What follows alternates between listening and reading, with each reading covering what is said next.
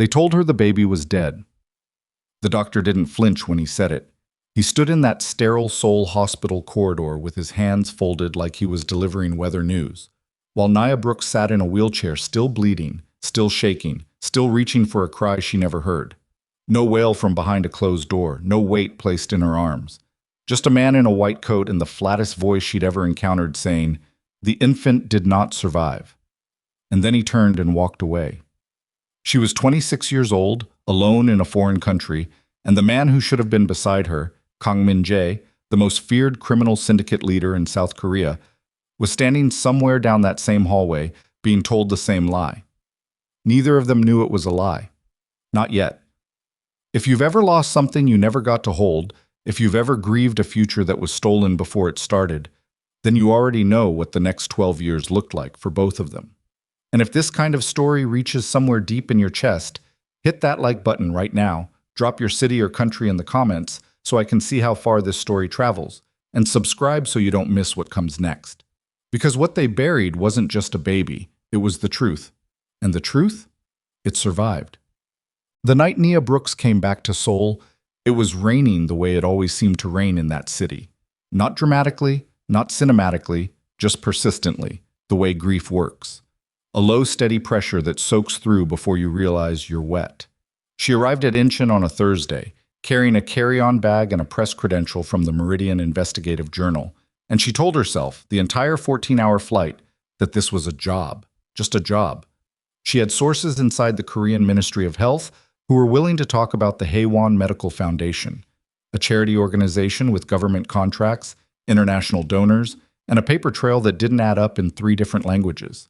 She was here for that story. She was not here for anything else. She believed that for approximately 47 minutes after landing. Then the cab driver took the expressway into the city, and the skyline appeared through the rain-blurred window, and something in her chest did a thing she didn't have a word for. Not pain, exactly. More like the specific sensation of pressing a bruise you'd forgotten was there. She looked away from the window and opened her notes app and stared at names and numbers until the city disappeared behind her hotel's parking structure. Her room was on the 14th floor. She didn't sleep. By 6 in the morning, she was at her desk with black coffee she'd made wrong in the room's small machine, reading back through 2 years of accumulated documentation on Haewon Foundation. On paper, they were impeccable. Pediatric research funding, rural hospital construction, international medical exchange programs, a board of directors that read like a who's who of Korean corporate legitimacy. Their annual gala raised the equivalent of $40 million last year, and every one of it was publicly accounted for. The problem was the hospital in Mapogu that no longer existed. Not demolished, not relocated, erased. A facility that appeared in government medical licensing records from 2003 to 2015 that had received Haewon Foundation grants in 4 consecutive fiscal years, that had employed at least 63 registered medical personnel. Gone. The building was now a parking structure. The personnel files had been transferred, then transferred again, then classified under a ministerial reorganization that Nia's source described, in a text message she'd read 40 times, as not normal, not even close to normal. She pulled up the photograph her source had sent. A single page from what appeared to be an internal Haewon document dated 2012. A column of patient case numbers. Beside one of them, a notation that had been partially redacted but not carefully enough.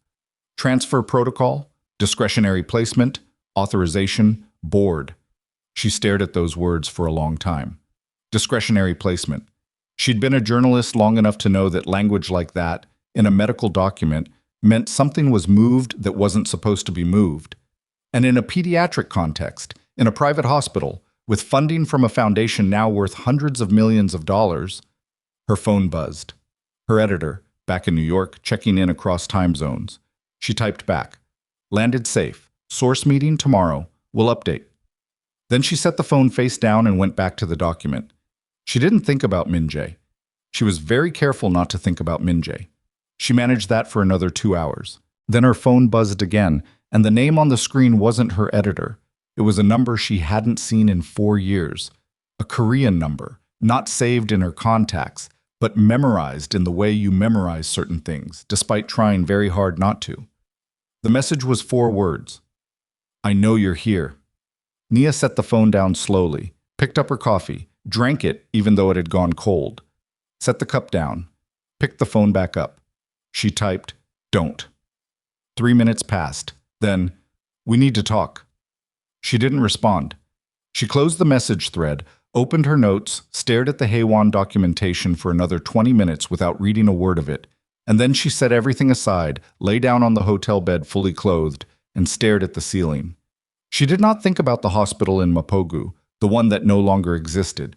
She did not think about the night she'd been rushed through its corridors, in labor 6 weeks early, terrified, with only a translator she barely knew holding her hand. She did not think about what the doctor had told her 3 hours after they'd put her under. She stared at the ceiling and breathed and told herself she was fine. She was not fine, so. Kang Min-jae had known Nia was coming before her plane touched Korean soil. He had people in various places, not for the reasons you'd assume, or not only for those reasons. He'd built his network over 22 years out of necessity, then habit, then something that had calcified into a kind of institutional paranoia that his lieutenants navigated carefully and his enemies feared absolutely. When you ran the operations he ran, information wasn't a luxury. It was oxygen.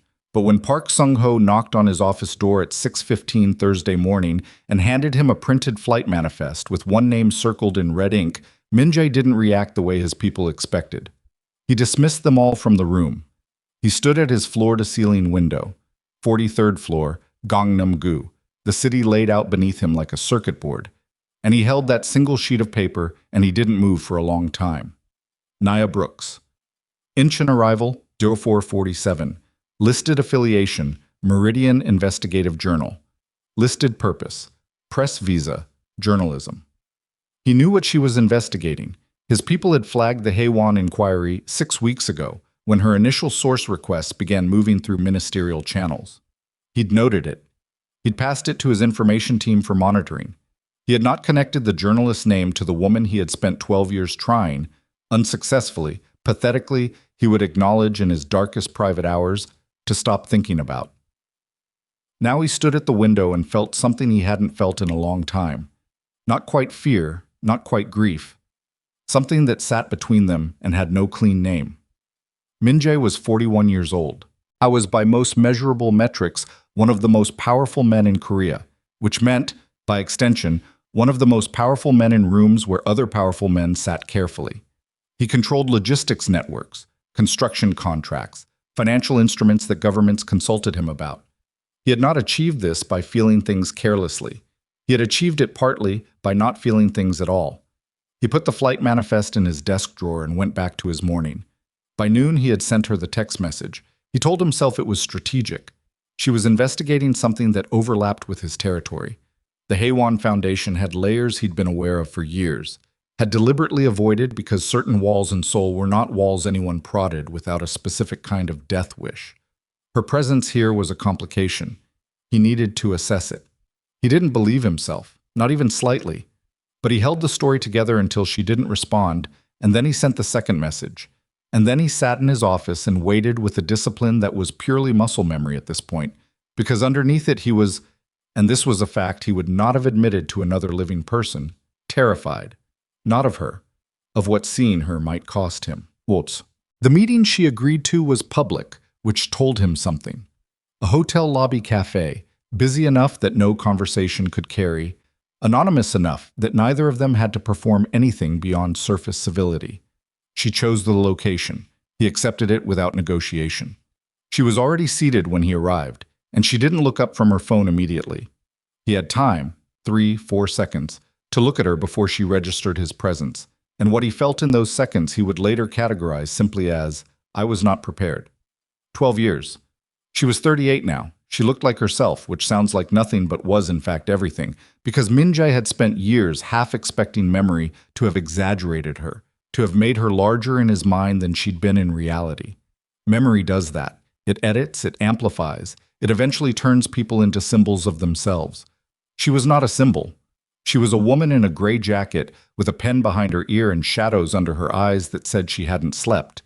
And she looked up from her phone with an expression so carefully neutral that he knew immediately she'd been practicing it. Min-jae, she said. Not a greeting exactly, just his name, identification. Naya. Same register. He sat down across from her. Neither of them reached for anything. Not the menus, not their phones, not the water glasses already set on the table. A waiter appeared, sensed something, disappeared. I didn't agree to this because I wanted to see you, she said. Her English was the same. American accent, the particular flat vowels of someone from the Midwest, though she'd grown up in Atlanta. He'd always noticed that. I agreed because you knowing I'm here is a problem for my investigation, and I needed to assess how big. Reasonable, he said. So, how big? He looked at her steadily. That depends on what you found. I'm not sharing sources with you. I didn't ask for sources. I asked what you found. She studied him the way she always had, directly, without the social camouflage most people used, as if she found pretense genuinely inefficient. The Haywan Foundation has a facility on paper that doesn't exist in reality. They have a 12-year-old paper trail that doesn't survive basic cross-referencing, and they have enough government protection that my initial inquiries triggered 2 separate calls to my editor within 24 hours of filing them. Min-jae said nothing. He'd heard most of this. What he was listening for was the shape of what she hadn't said yet. What I don't understand, Nia continued, is why a charitable medical foundation needs that level of insulation. The financials are clean. The public record is clean. Whatever they're hiding, it's not money laundering. Or not primarily. She paused. It's something else. Something older. And there it was. He could see her watching him, cataloging his non-reaction, being good at her job. He picked up the water glass. Drank. Set it down. How much do you know about the Haywan Foundation's founding board? He asked. Something shifted in her eyes. Very slight. Tell me. The original board, 2001 to 2009, included 4 names that have since been scrubbed from public records. One of them was a man named Choi Byung-won. He died in 2014. Before that, he was the senior director of a private obstetrics consortium that operated under Ministry of Health oversight. He watched her write nothing down. Journalists who were good at their jobs remembered things first and wrote them later. Choi had relationships, Min-jae continued, with people in my world. Not with me. I want to be precise about that. But with men adjacent to my organization during a period when I was consolidating after my father's death. 2010, 2011, 2012. He watched her face very carefully when he said 2012. Something happened there, a contraction, a brief failure of the neutral expression. She recovered it in under a second, but he'd seen it. What kind of relationships? She asked. The kind you build when you need institutional cover, he said, when you have an operation that needs to remain invisible. What operation? I don't know yet. He held her gaze. But I'm trying to find out. The cafe noise moved around them. Espresso machines, low conversations, the ambient sound of a public space going about its day. Nia looked at him for a long moment, the pen behind her ear, the shadows under her eyes. Why? She asked. Because 3 weeks ago, Min-jae said, and his voice came out steadier than he felt, I found a reference in a sealed internal document to a case number I recognized, from a hospital file, one I was told had been destroyed. Another contraction, faster this time. Her hand was flat on the table and it stayed flat, but the tendons shifted. What case number? She said. He reached into his jacket, removed a folded piece of paper and set it on the table between them. She didn't reach for it immediately. She looked at him instead with an expression he couldn't read cleanly, which was unusual because he'd always been able to read her. It was one of the things about her that had undone him initially, the transparency of her, the way she led with the thing she was actually feeling rather than the performance of it. Right now she was looking at him like she was deciding something. Then she looked down at the paper. The case number was there, 6 digits, a letter suffix. A date, October 14th, 2012. A hospital code for the facility in Mapogu that had since been converted to a parking structure. Nia's breathing changed, just slightly, just enough. Where did you get this? She said. Not a question. The inflection was wrong for a question. A financial audit I commissioned on a subsidiary company that had overlapping board membership with Haywan, he said. It appeared in a footnote, referenced as a legacy liability. A legacy liability, she repeated. Her voice was very flat now. Yes. Someone's baby, she said, is a legacy liability. Min-jae didn't say anything. She picked up the paper. Read it again, though she'd clearly memorized it in the first pass. Set it back down. The hospital in Mapogu, she said. Yes. I was treated there, she said, in 2012. I know, he said. The cafe continued around them. The espresso machines, the ambient conversations. Somewhere, a chair scraped. Nia looked at him, and something in her face finally, not broke, because she was too controlled for that, had built too much architecture around herself in 12 years, but slipped. Just for a moment. The neutral expression and the journalist's precision and the careful distance she'd constructed across the table, all of it shifted just slightly, and underneath it he could see the 26-year-old woman in the wheelchair who had lost everything in a building that no longer existed. What are you saying to me? She said. I'm saying, Min-jae answered, that I think we need to find out what actually happened that night. The silence between them lasted a long time. Outside, Seoul moved on. Rain against the windows. The city going about its business, indifferent and eternal, carrying its buried things the way cities always do, deep beneath the surface, in the dark, waiting for someone stubborn enough to dig. Nia left first. She didn't say goodbye.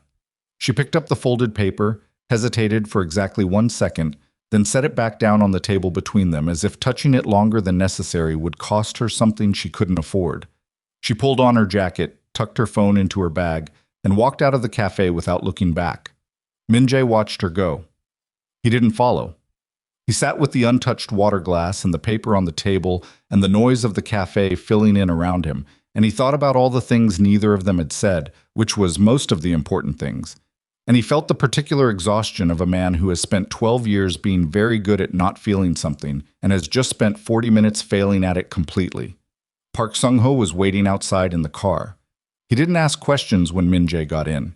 He'd worked for Min-jae for 9 years and had learned very early that there were categories of information his employer would share when ready, and categories that would get you killed for asking about, and the trick was knowing which was which.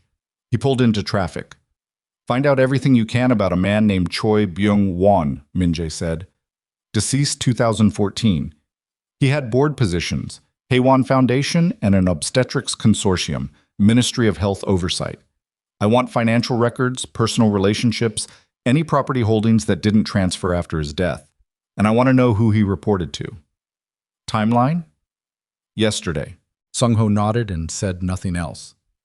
Min-jae looked out the window at the city. Same streets, different decade. Seoul had a way of staying exactly itself while everything inside it changed beyond recognition, and he'd always found that either comforting or unbearable depending on the day. Today, it was unbearable. Yeah. Nia was back in her hotel room by 2 in the afternoon, and she sat on the edge of the bed and did something she almost never did. She called her sister. Renee picked up on the second ring because Renee always picked up on the second ring when Nia called from abroad, which happened infrequently enough that it always meant something. Talk, Renee said. No preamble. They were that kind of sisters. I met with him, Nia said. A pause. Define him. Renee, I need you to say it. I'm not filling in that blank for you.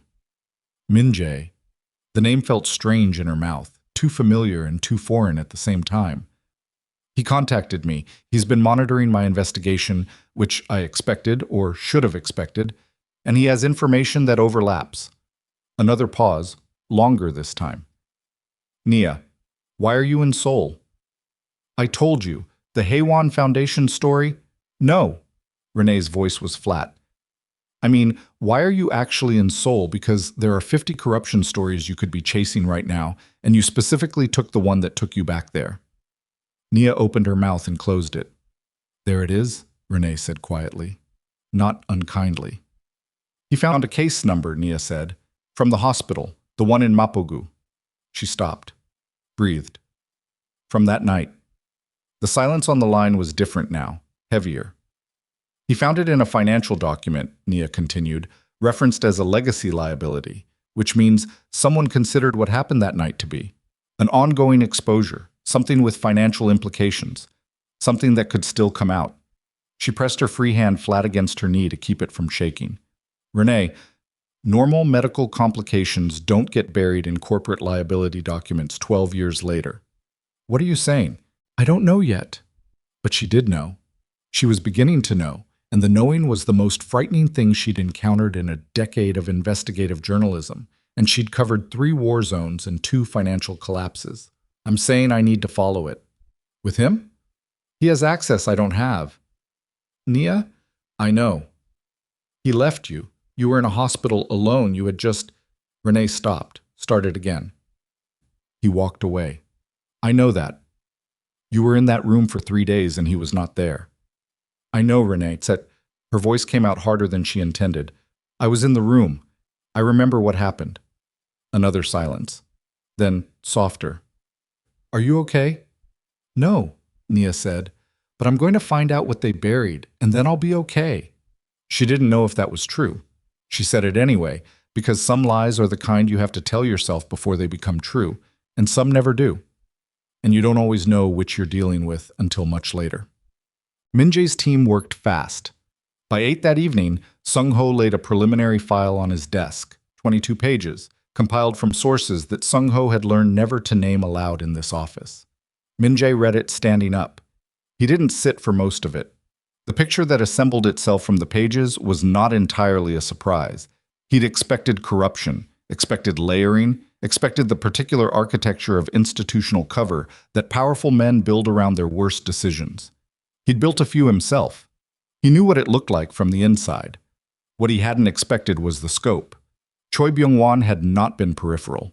He'd been central, the operational architect of something that the documents referred to only as the placement program, which had run from 2009 through at least 2015 under the institutional cover of 3 separate foundations, 2 of which were subsidiaries of Haewon. It had Ministry of Health routing numbers. It had international NGO partnerships in 4 countries. It had, buried in a transfer protocol dated March 2013, a reference to an internal case classification system. Min-jae found the classification code on page 18. His hand stopped moving. He knew that code. Not the specific case numbers, those were redacted, but the classification system. He'd seen it before. In a different context, a different year, a document he'd received as part of a due diligence package when he was vetting a construction partner in 2018, a partner who had quietly withdrawn from negotiations the following week, and whose subsequent disappearance had been listed in public records as a voluntary relocation. He'd thought at the time it was unrelated. He'd filed it and moved on. He looked at the classification code on page 18 for a long time. Then he picked up his phone and called a number he used rarely. A man named Ji-hoon, who was not affiliated with his organization in any official capacity, but who had spent 30 years inside Korean intelligence before retiring to what he publicly described as a private consulting practice. Ji-hoon picked up on the 4th ring. It's late, he said. I know, Min-jae said. I have a classification code. I need to know what program it belongs to. A pause. Where did you get it? Does that matter? Another pause, longer. Read it to me. Min-jae read it. The silence that followed was the kind that meant something. Ji-hoon was not a man who went quiet without reason. Where are you? Ji-hoon said finally. My office. Don't move. I'll be there in 40 minutes. And he hung up. Min-jae set the phone down. He looked at the 22 pages spread across his desk. He thought about Nia in the cafe, the way her breathing had changed when she saw the case number. The 12 years of architecture she'd built around herself slowly failing in real time while she sat across a hotel cafe table from him and tried to hold it together. He thought about what he'd told her. I think we need to find out what actually happened that night. He thought about what he hadn't told her, that he'd been trying quietly for 3 weeks, and that every thread he pulled produced the same thing. Not dead ends. Cuts. Clean, surgical, intentional cuts. The kind made by people who knew exactly where the threads led and had removed them with professional precision. Someone had been maintaining this silence actively for 12 years. Ji-hoon arrived in 38 minutes, which told Min-jae something about how seriously he'd taken the phone call. He was a compact man in his early 60s who moved like he still expected to be followed, which Min-jae had always suspected was less professional habit than genuine ongoing reality. He looked at the documents on the desk without touching them. Then he looked at Min-jae. "Sit down," he said. "I'll stand." "Sit down, Min-jae." Something in his voice made Min-jae sit. Ji-hoon pulled a chair around to the side of the desk rather than across from it, which put them both facing the same direction rather than facing each other, which was either a habit from his intelligence years or a deliberate choice about what was about to happen. Possibly both. "That classification code," Ji-hoon said, "belongs to a program that officially does not exist and has not existed since 2016, when the final internal audit was sealed under a ministerial security designation." He paused. "I know what it is because I was asked in 2011 to provide security consultation for what I was told was a sensitive international adoption liaison program. Private financing, government adjacency. The kind of arrangement that has plausible deniability built into every layer." "What was it actually?" Min-jae said. "Infant trafficking," Ji-hoon said. "No hedging, no softening, just the words." The room was quiet.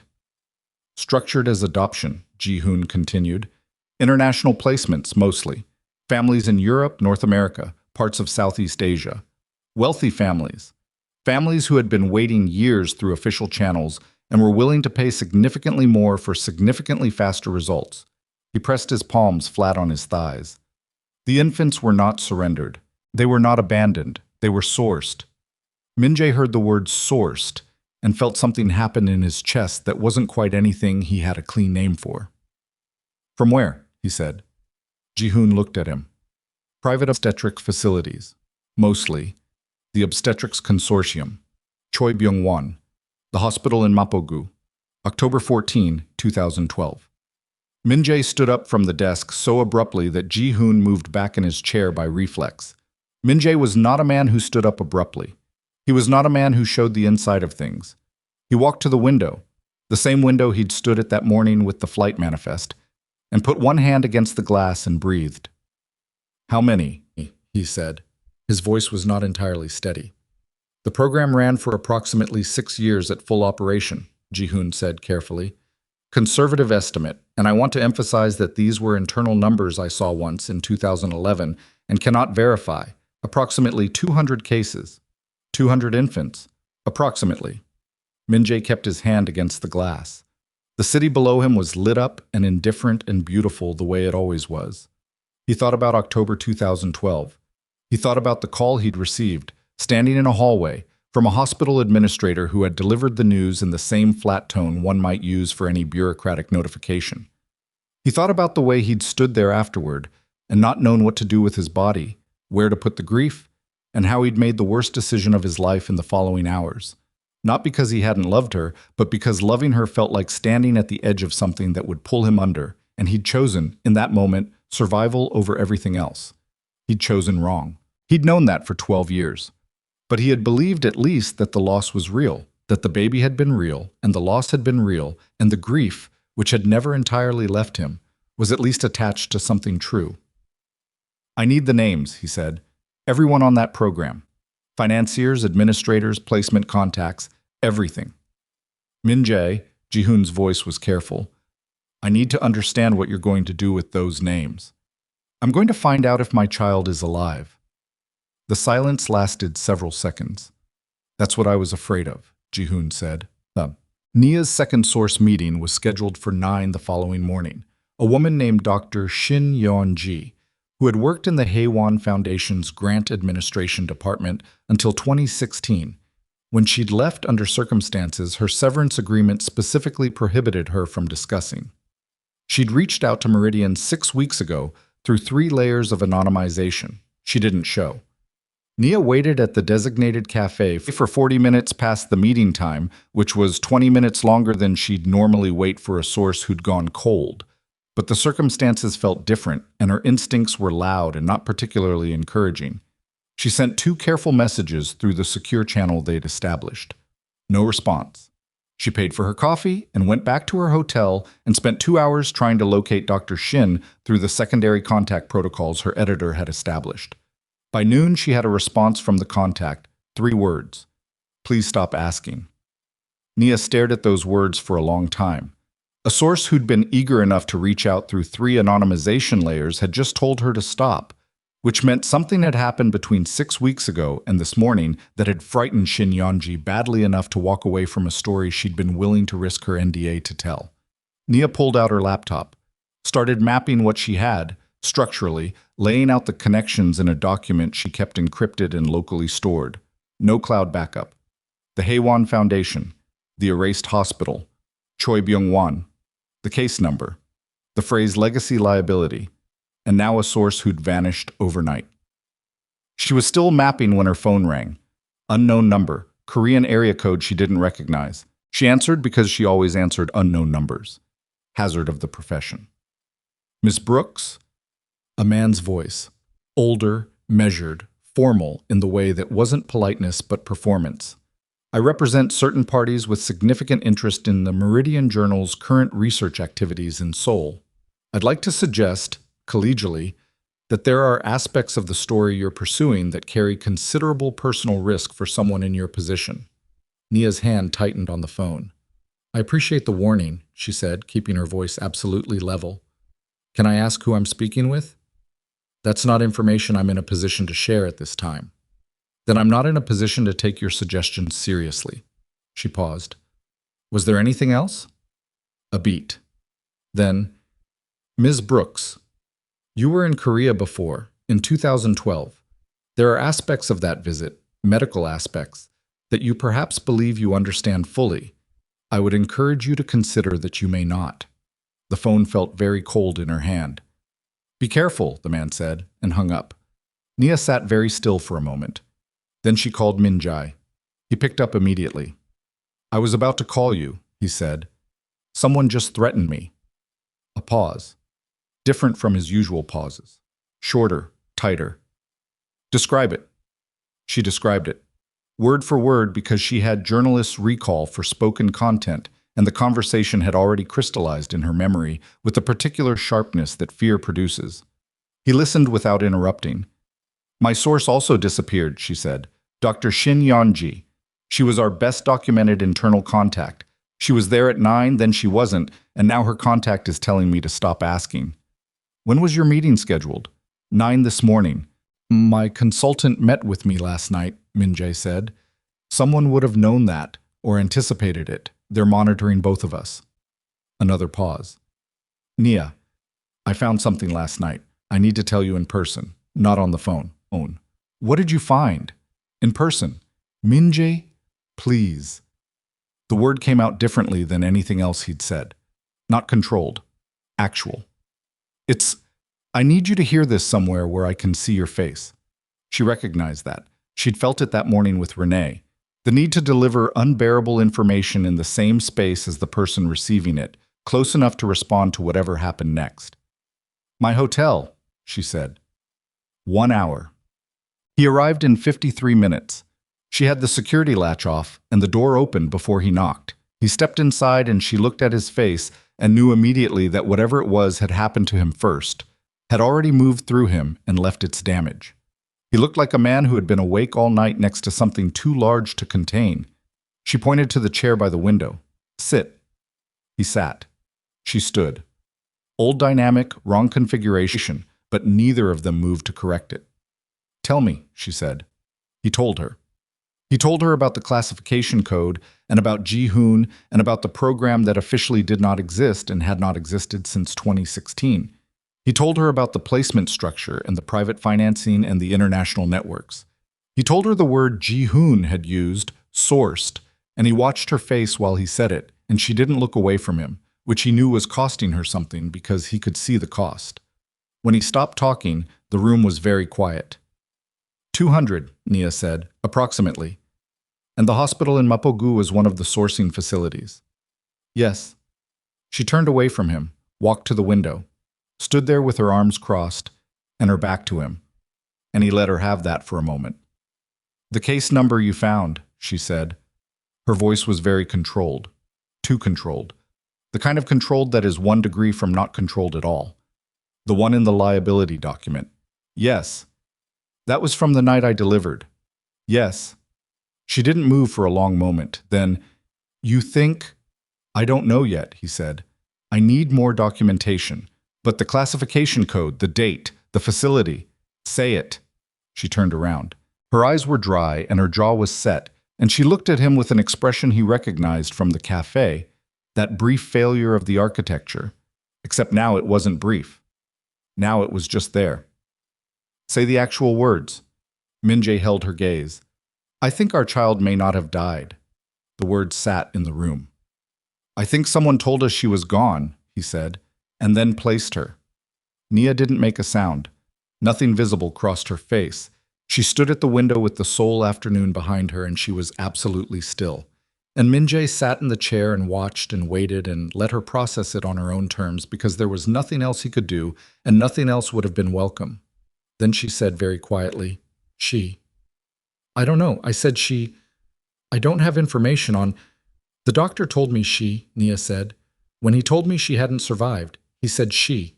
He used the word she. She pressed one hand over her mouth, held it there, breathed through it, lowered it. I remember thinking she had a name. I was going to call her Mara. I never told you that. She was going to be Mara. Min-jae's chest hurt in a way that was not metaphorical. We don't know anything yet, he said, because it was true, and because one of them had to hold that, and she clearly couldn't right now, so it would have to be him. No, she said, we need documentation, placement records. The actual case file from that night, not just the reference number. Yes. My contact thinks he can get access to the sealed audit. It'll take a few days and it carries significant risk for him. Yes. She uncrossed her arms, let them fall to her sides, looked at him with red-rimmed eyes that were not crying and were not going to cry. Not right now, maybe not in front of him. We need to be careful. Whoever called me this morning moved fast. They already know we met yesterday. I know. Which means we're being watched. Yes. She looked at him for a moment. You walked away from me, she said. Not an accusation, just a fact. Laid on the table the same way she'd laid the case number paper back down the day before. I was in that hospital for 3 days and you were not there. He didn't look away.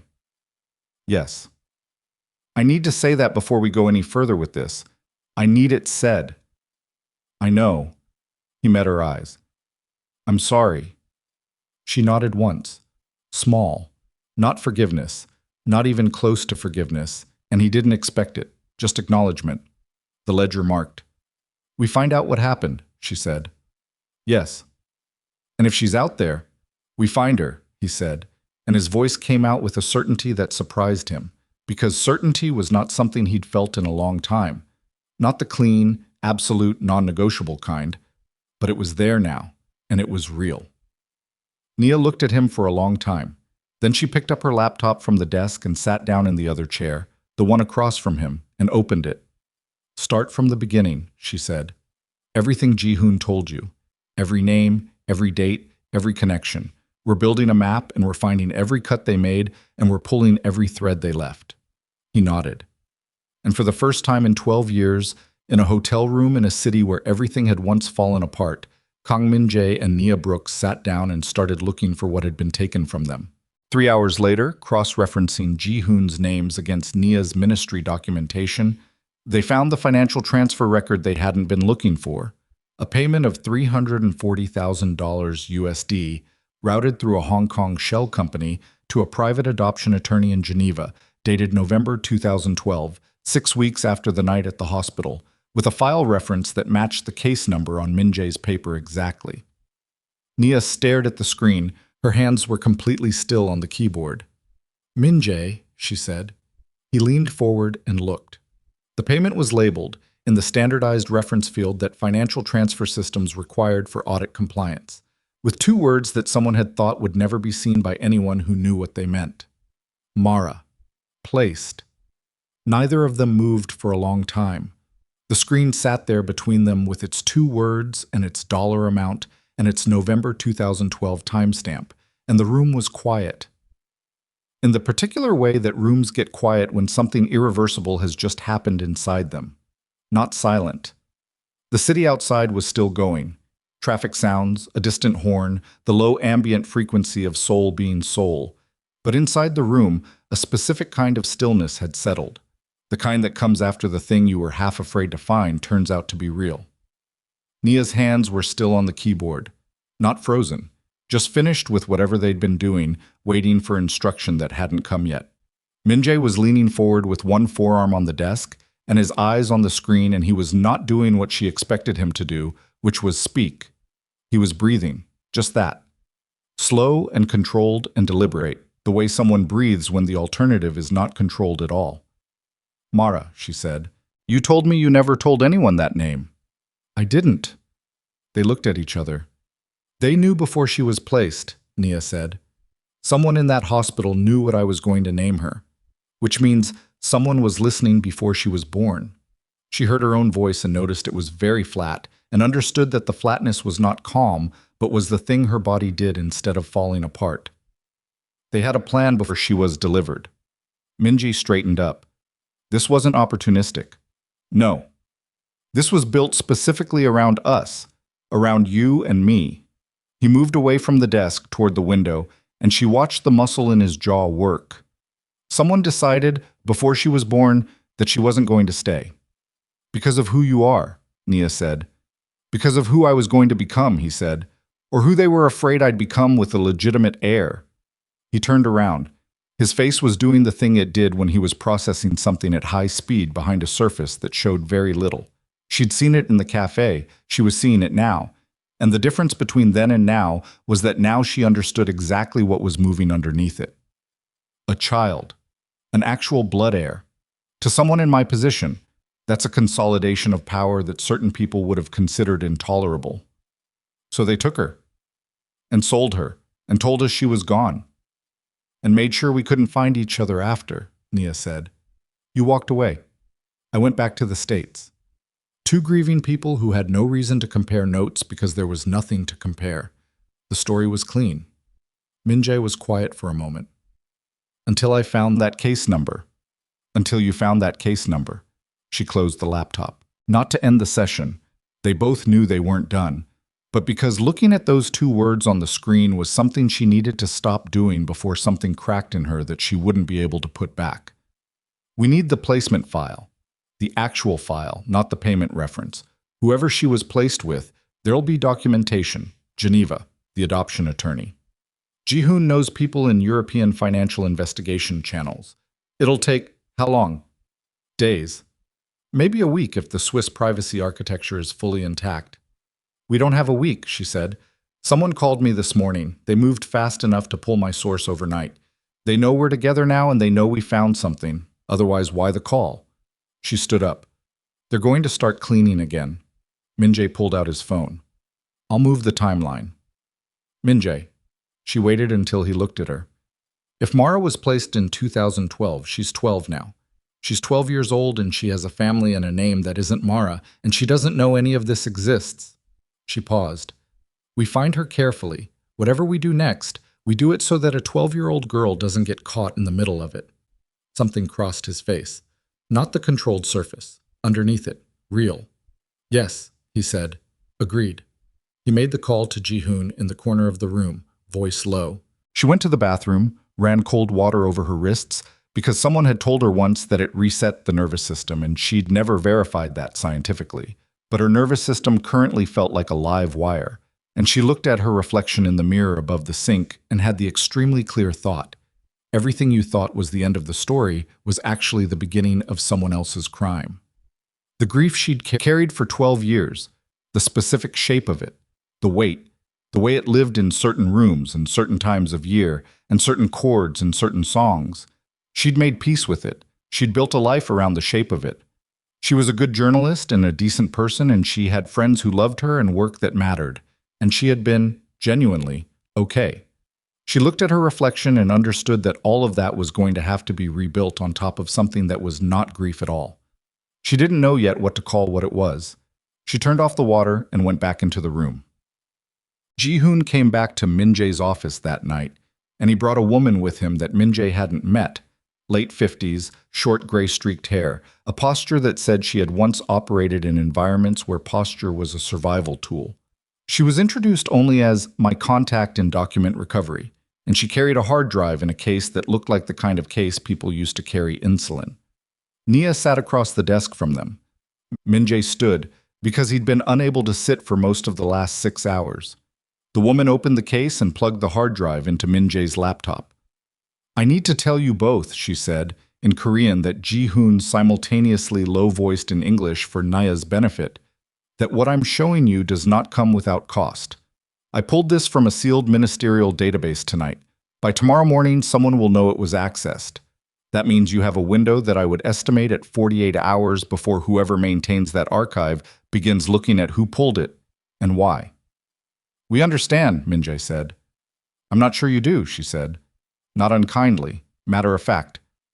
"The people who sealed this program in 2016 did not seal it because they were ashamed of it. They sealed it because it was still operational value to them. 2 of the original board members are currently in government. One of them is being discussed for a ministerial position." She looked at Min-jae directly. "You are going to find things in here that are connected to people who have significant institutional protection and a demonstrated willingness to remove obstacles." "I'm aware," Min-jae said. She studied him for a moment. Then she turned the laptop to face them and opened the first folder. What unfolded over the next 2 hours was not dramatic.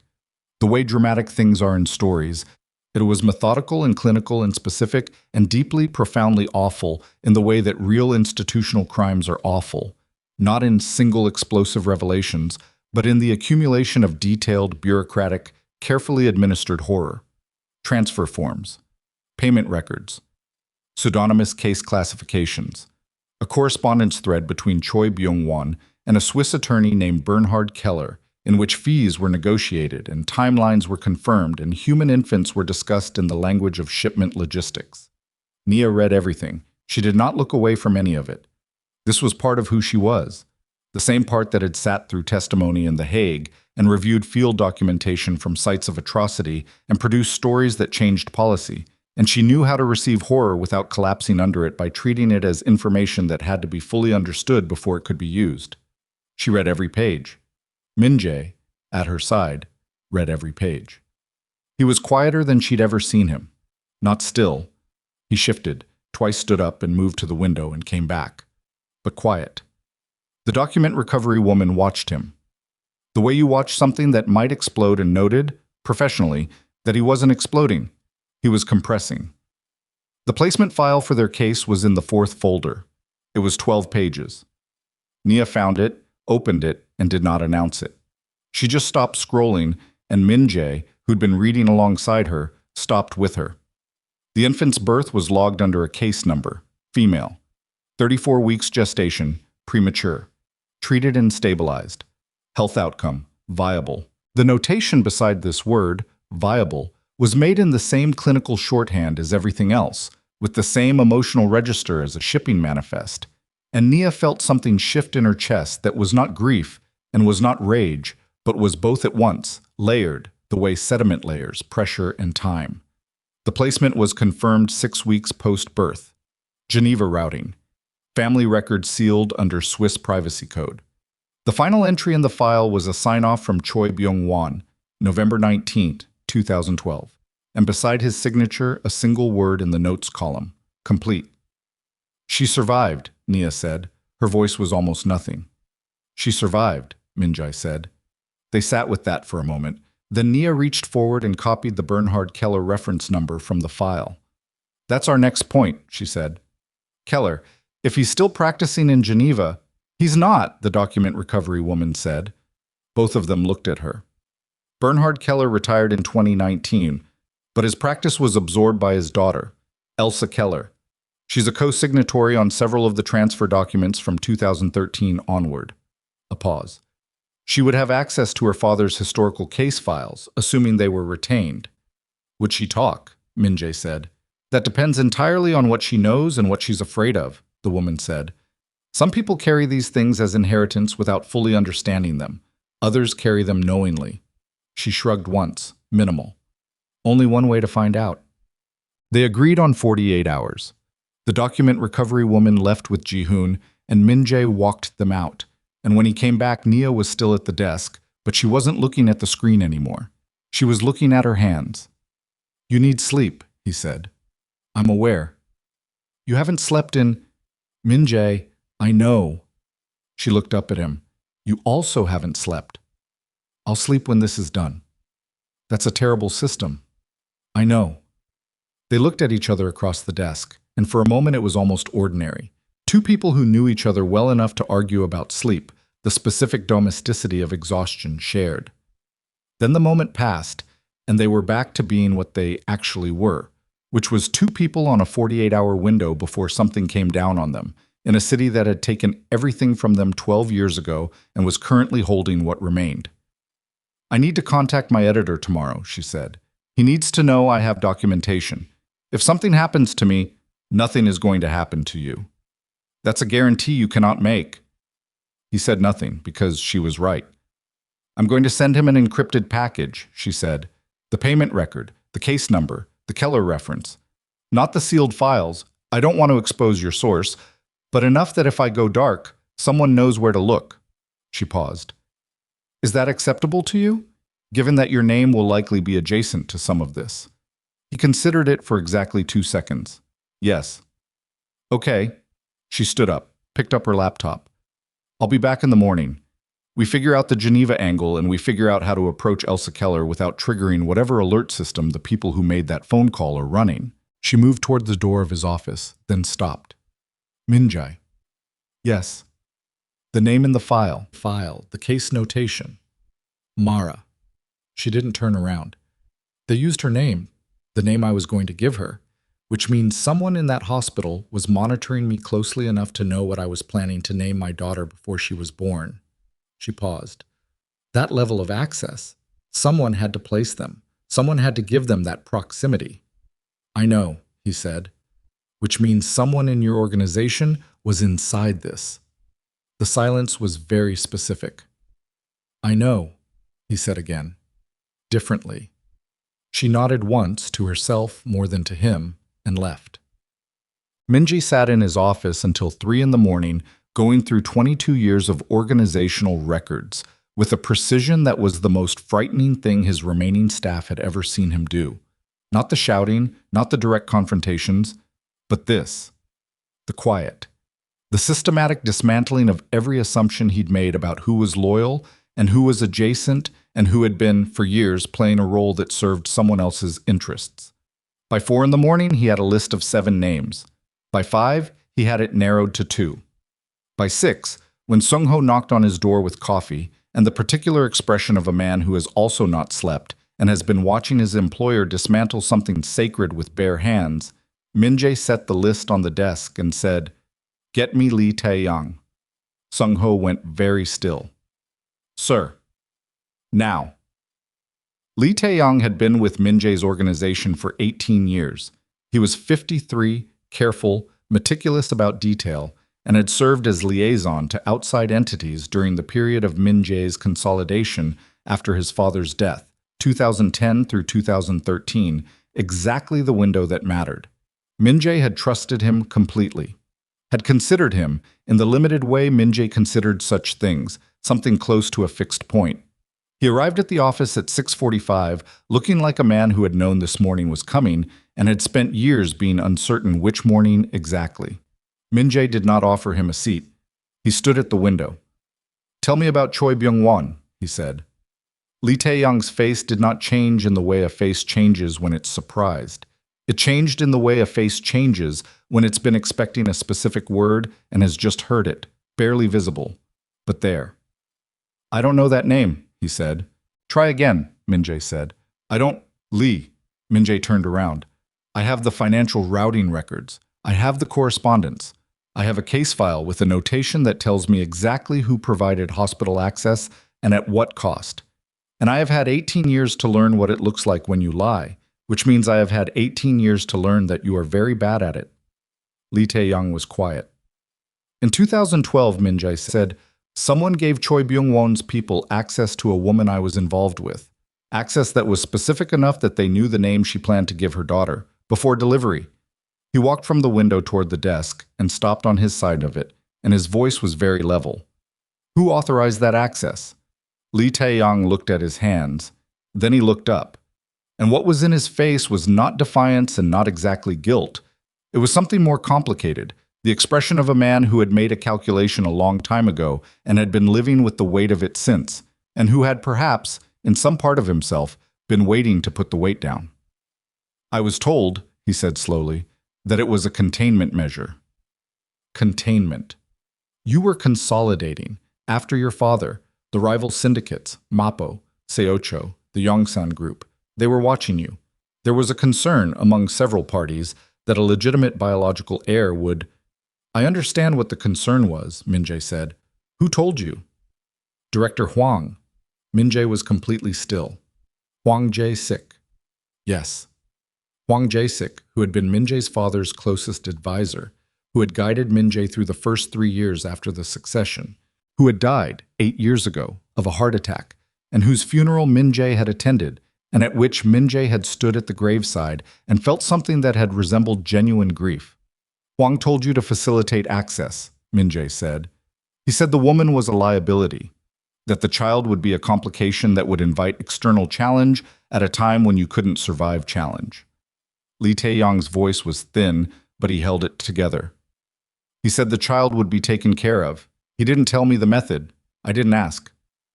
You didn't ask. No. The room had a specific quality.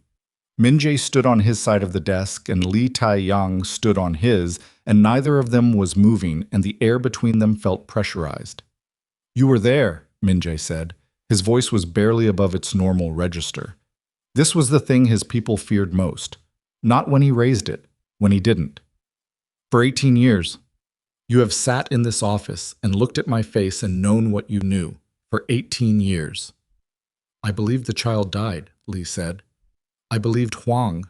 I thought it was a falsified report, that she'd been told the child was gone. I didn't know about the placement. I didn't know she was alive. But you knew the report was falsified. A pause. Yes. You knew my child did not die the way I was told she died. Yes. For 18 years. Lee Tae-yong looked at him, and there were no more words coming.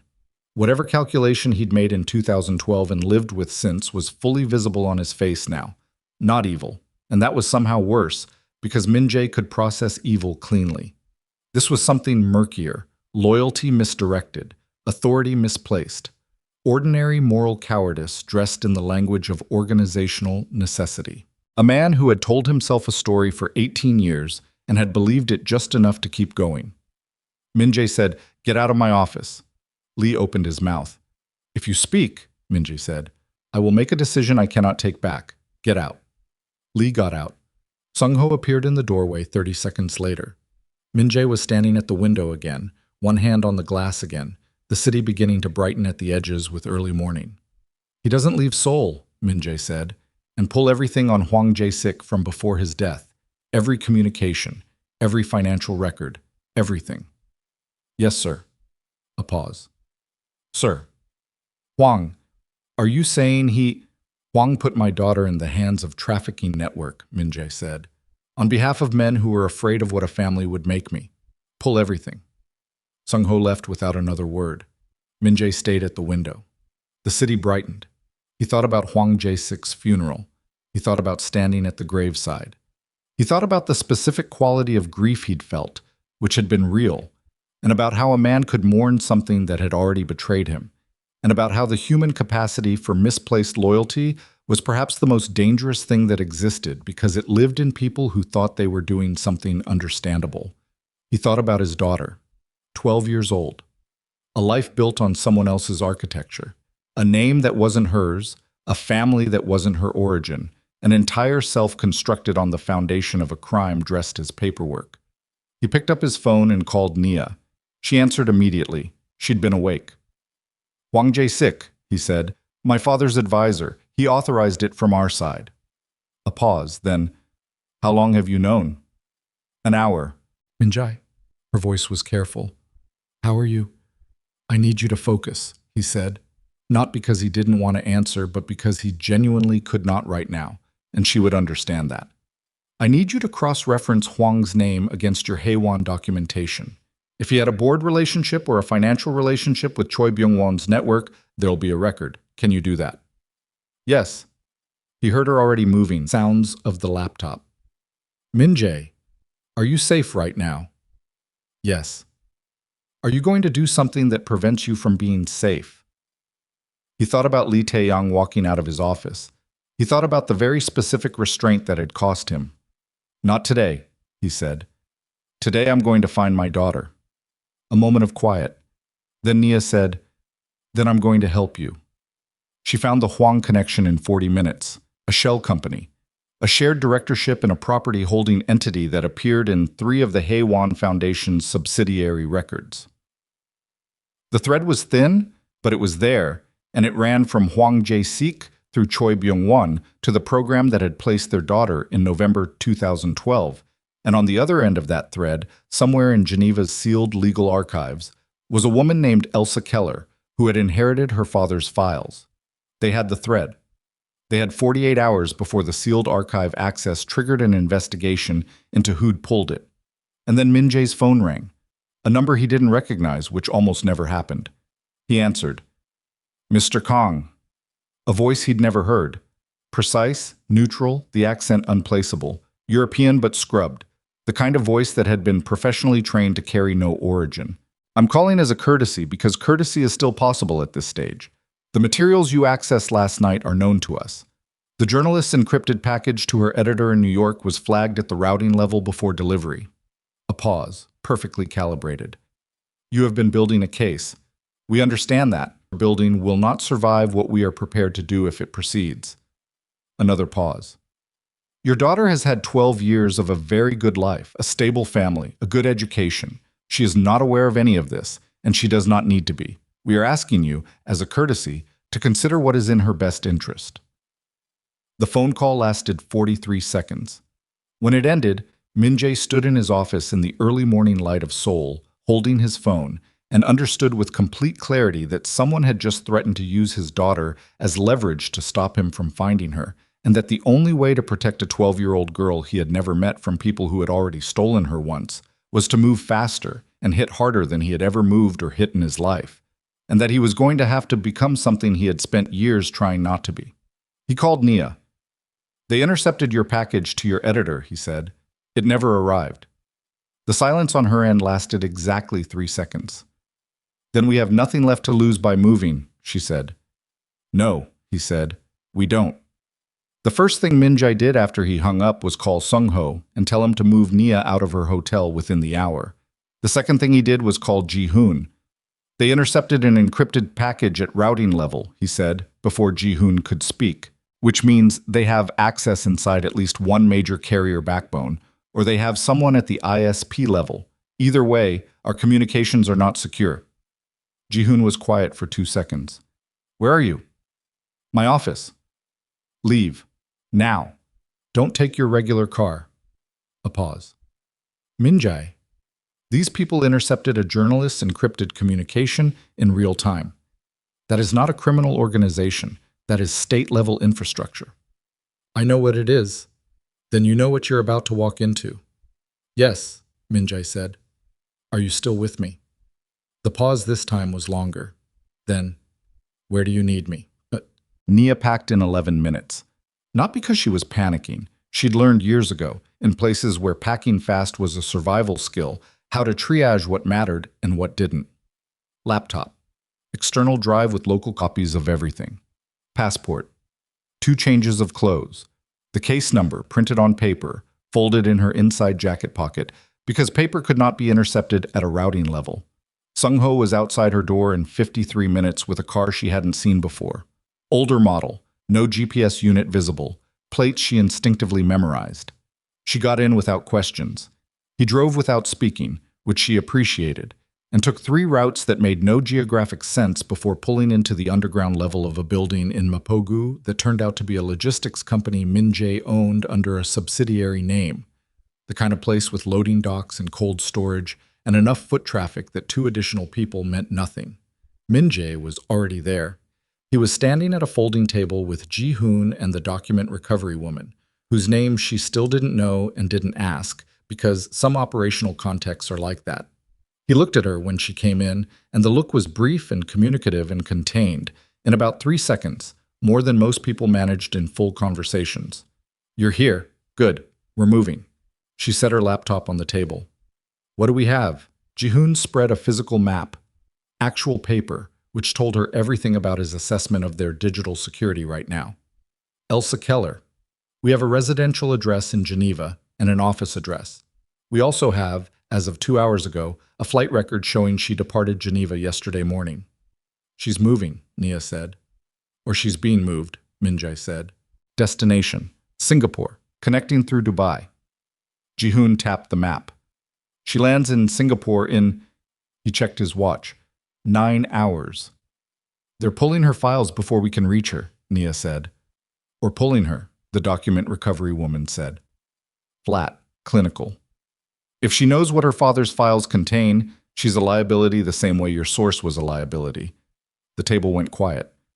Minjae said, can we reach her before Singapore? Dubai layover is 2 hours and 14 minutes, Jihoon said. If we have someone in Dubai, I have someone in Dubai, Minjae said. He pulled out a phone, not the one he'd been using, a different one, which told Nia he'd already been thinking about hardware security, and made a call in Korean too fast for her to follow completely, but she caught Keller, Dubai, Terminal 3, and the phrase that translated roughly as don't let her board the connecting flight. Then he put the phone down and looked at the room. We have a 9-hour window to build enough of a case that losing Keller doesn't end us. What do we have right now that stands without her? Nia opened her laptop. The payment transfer record, the case file from the sealed archive, which we technically accessed illegally, so it can't go to a prosecutor directly, but it can go to a journalist who received it from a confirmed source. She paused. Which is me. I received it from a source. That's how this works. The sourcing is the legal buffer. What else? The shell company connection between Hwang Jae-sik and Choi Byung-won's network. That's documented through public corporate registry filings. It's slow to cross-reference, but it's legitimate. It's findable by anyone with time and access. She looked at him. And Lee Tae-yang. Minjae's jaw tightened almost imperceptibly. Lee. He's a witness. A direct witness to Hwang's authorization. She held his gaze. I know what he did. I know what it costs you to use him. But if we need a living person who can place a name to the authorization, he's it. The silence lasted a beat. He'll lawyer up the moment we approach him formally. Not if we approach him before he knows we're approaching him. Minjae looked at her. Something moved through his face. Not quite what she'd call respect, because she thought he'd respected her before this, but something adjacent. Recognition of a particular kind. You want to interview him? I want to record him. With his knowledge, full consent, on record, everything admissible. She paused. I'm a journalist, Minjae. I know how to make people talk, especially people who have been carrying something heavy for a long time and have just been told the weight is about to come due, regardless of whether they cooperate. A sound from the other side of the table. Jihoon, who was not given to visible reactions, made a sound that was something close to appreciation. Minjae said, set it up. Lee Tae-yang opened the door to his apartment on the 4th knock and found Nia Brooks on his doorstep, holding a recorder and looking at him with the specific calm of someone who had already decided how this was going to go. He looked at the recorder, then at her, then past her shoulder for Minjae, who was not visible because he was in the car outside, because they'd agreed that Minjae's presence would trigger a different set of instincts in Lee than Nia's would, and they needed the instincts they could work with. Mr. Lee, she said, in Korean she'd been coaching herself on for 20 minutes in the car, my name is Nia Brooks. I'm with the Meridian Investigative Journal. I think you know why I'm here. He looked at the recorder for another moment. Then he stepped back from the door. She went in. The apartment was neat in the way that betrayed effort. Things placed rather than naturally arranged. The tidiness of a man who'd spent years managing his own environment because larger things had been out of his control. He sat at his kitchen table and she sat across from him, and she set the recorder between them and said, I'm going to be direct with you. I assumed, he said. His Korean was careful, measured. You know what's in the sealed archive. You know what the document recovery is going to show when it's fully processed. And you know that the phone call Minjae received this morning means that the people who built this thing are not going to let it be dismantled quietly, which means they're going to need someone to absorb the institutional damage, a name they can give to prosecutors or journalists to protect the people who currently matter. She paused. Your name is on a very short list of available options. Li Taeyang looked at the recorder. You told Minja you didn't know about the placement, she said. I'm inclined to believe you because the alternative that you knew a child was alive and said nothing for 12 years is not something I think you could have maintained without it showing. And it didn't show, which means you genuinely believe the falsified report. She kept her voice even. But you knew the report was falsified, and that is what is going to matter when this becomes a legal proceeding. He was quiet for a long time. His hands were flat on the table. They were shaking slightly. Not dramatically, just the fine tremor of a man whose nervous system had been running at high alert for approximately 18 hours and was beginning to fray. What do you want? He said. On record, with your consent, everything you know about Huang Jae-sik's role in the 2012 authorization, every conversation, every instruction, every name he gave you. She held his gaze. You were following orders from a man who is now dead and cannot defend himself or contradict you. The architecture of what happened runs above you. If you give me Huang clearly and completely, the story I write puts the weight where the weight belongs. And if I don't? Then I write the story with what I have, and your name is in it as an uncooperative party with confirmed involvement, and you find out what it feels like to be the available option. He looked at his hands. Then he reached forward and pressed the record button himself. He talked for 2 hours and 14 minutes. Maya was back in the car by 2 in the afternoon with a recording that would, she already knew, anchor a story that would run in every major publication that mattered. Ji-hoon called while she was in transit. His contact in Dubai had reached Elsa Keller. She had not been being moved by the people they were afraid of. She had been running from them. She'd known for 3 months that something was happening, that old clients of her father's were making contact, that files she'd inherited and never fully examined were being requested through channels that made her uncomfortable, and she'd made the calculation that Singapore was far enough and obscure enough to give her time to think. She agreed to talk. The next 6 hours were the most exhausting of Nia's professional life, which was an assessment she made with full awareness of the 3 war zones. Ji-hoon's contact conducted the Dubai interview by secure video link, with Nia directing questions through an earpiece. Elsa Keller was 51, precise, and visibly frightened in the way that people are frightened when they have spent years suspecting something about their inheritance and have just had the suspicion confirmed. She had the files. Physical files, her father's actual case records, in a fireproof cabinet in her Geneva office that she had not opened in 4 years, because every time she considered it, something stopped her that she'd told herself was professional ethics, and now understood was fear. She gave them the access codes for her office's digital archive backup, with her explicit consent, on record. At 6:17 in the evening, on a folding table in a logistics company in Mapogu, the complete Bernhard Keller file for case reference MK 2012-1014 loaded onto Nia's laptop. The adoptive family was listed under a sealed privacy protocol, which Elsa Keller had confirmed she could petition to have lifted given the circumstances, but that would take time. Swiss courts, formal proceedings, a process that was measured in weeks, not hours. What was not sealed was the placement geography. Final family location at time of placement: Vancouver, British Columbia, Canada. And attached to the placement record, a single document that Bernhard Keller had apparently included for his own archival purposes, which his daughter had never read and which had no business existing. A follow-up notation from 2019, 7 years post-placement, referencing a routine check-in with the adoptive family as part of what appeared to be an ongoing discretionary monitoring program.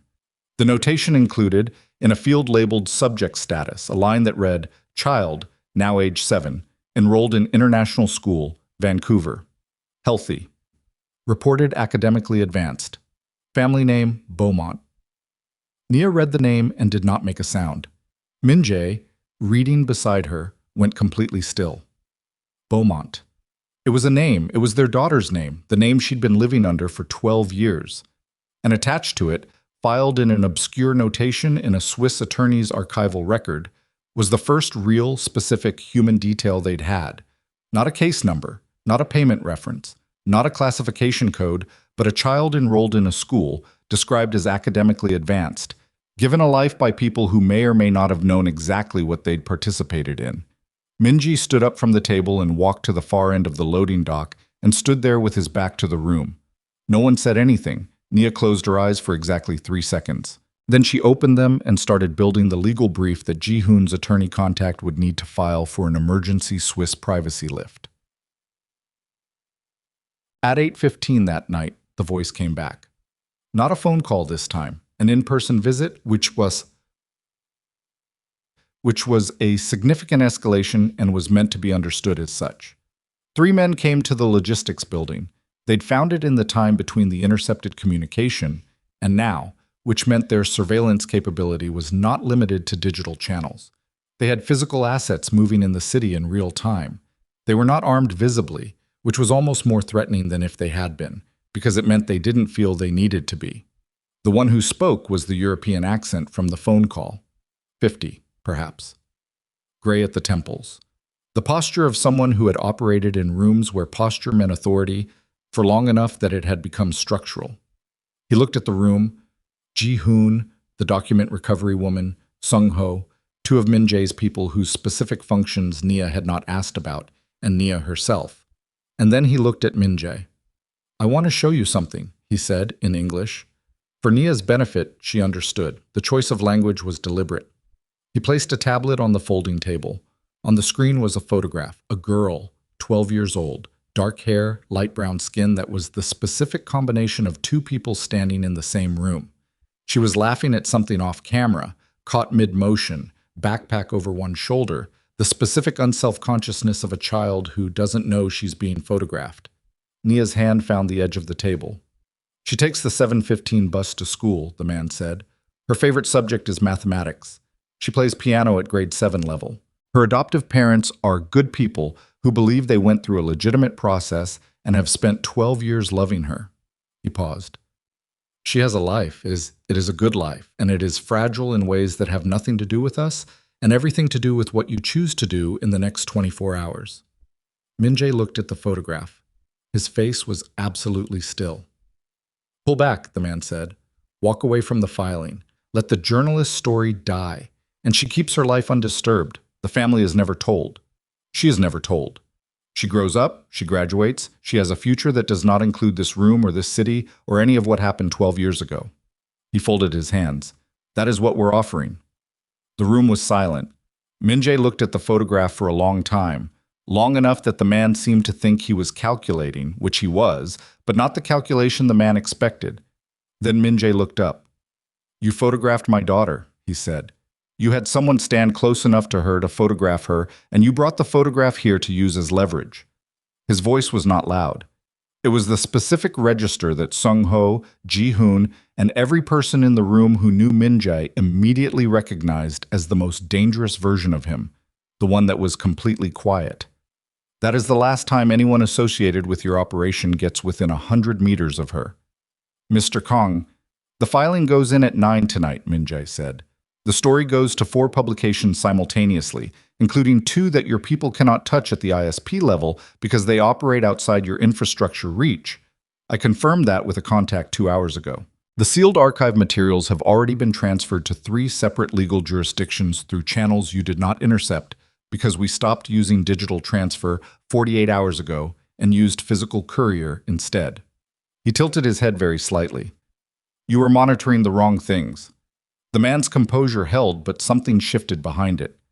"The Beaumont family in Vancouver," Min-jae continued, "has a lawyer en route to them right now to explain the situation in the most careful possible terms, with full psychological support resources arranged, before anything goes public. Because the 12-year-old girl in that photograph does not find out who she is from a news story. She finds out from people who are prepared to protect her while she processes it." He straightened. "You used her as a threat. I've spent the last 8 hours making sure she's protected from the threat that you represent, which means you have nothing." The European man was quiet for a moment. Then, "You understand that what you're doing will cost you significantly." "Yes," Min-jae said. "I've already paid the significant cost. I paid it 12 years ago when someone in this network put a phone in a hospital administrator's hand and had him tell me my daughter was dead." He paused. "Tonight we're just collecting what was always mine." The 3 men left. The room stayed quiet for a long beat. Then Ji-hoon made the call to his legal contact to confirm the filing, and the document recovery woman began transferring the final archive packet to the 4 publication contacts Nia had prearranged, and Sung-ho positioned people at every entrance to the building, and Nia stood at the folding table and looked at the photograph still on the tablet screen, the laughing girl with the backpack, and the off-camera moment of pure ordinary joy. And she pressed one hand flat against her sternum and breathed. Min Jae appeared beside her. He didn't touch her. He stood beside her and looked at the photograph. She plays piano, Nia said. Grade 7 level, he said. A pause. She's 12. I know. She looked at him. His face was doing the thing again, the compressed surface. But she could see the edges of it clearly now, had learned in the last 72 hours to read the specific versions of what moved beneath it. And what was there right now was not the controlled strategy of the man she'd met across the cafe table 4 days ago.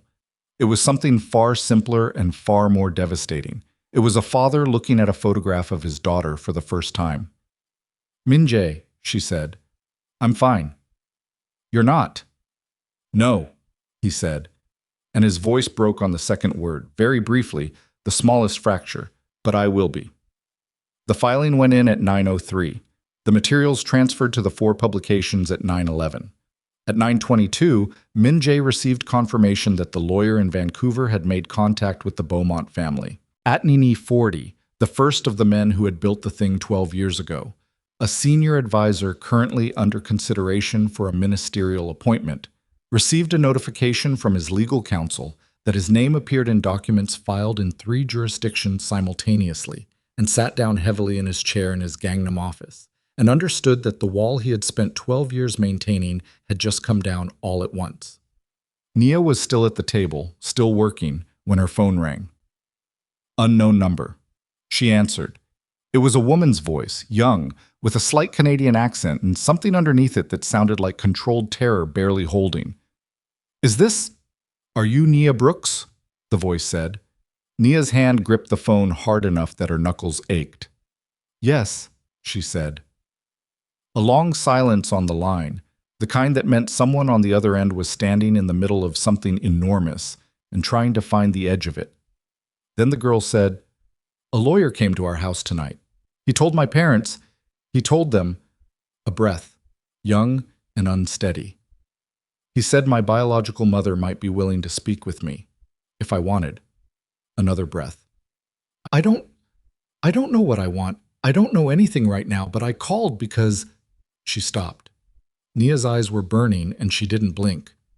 I called because I wanted to hear your voice, the girl said very quietly, and find out if you sound like me. Nia couldn't speak for a moment, not because she didn't have words. She had too many, a whole 12 years of them backed up behind her sternum, and none of them were the right ones for a girl on a phone in Vancouver who had just said the most human thing anyone had ever said to her. She stood in the logistics warehouse in Mapogu with Ji-hoon and the document recovery woman and Sung-ho, all carefully not looking at her, and she pressed the phone against her ear and breathed. Yes, she said finally. I think I probably do. A silence. Then very quietly, something that might have been a small sound of relief. Okay, the girl said. Okay. And then, after another moment, I have to go. My mom... My parents, it's a lot right now. I know, Nia said. Take whatever time you need, all of it. Will you? A breath. Will you still be there, if I call again? Yes, Nia said. I'm not going anywhere.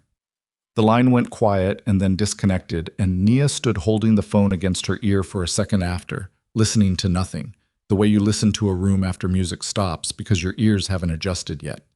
Min Jae was watching her from across the table. She looked at him. His face was doing something she'd never seen it do before, which was simply being open. No control, no architecture, nothing managed. Just a man who had heard half a phone call and understood all of it. She called, Nia said. I heard. She wanted to know if I sound like her. Min Jae looked at the floor for a moment. Just one moment. Then he looked back up. Do you?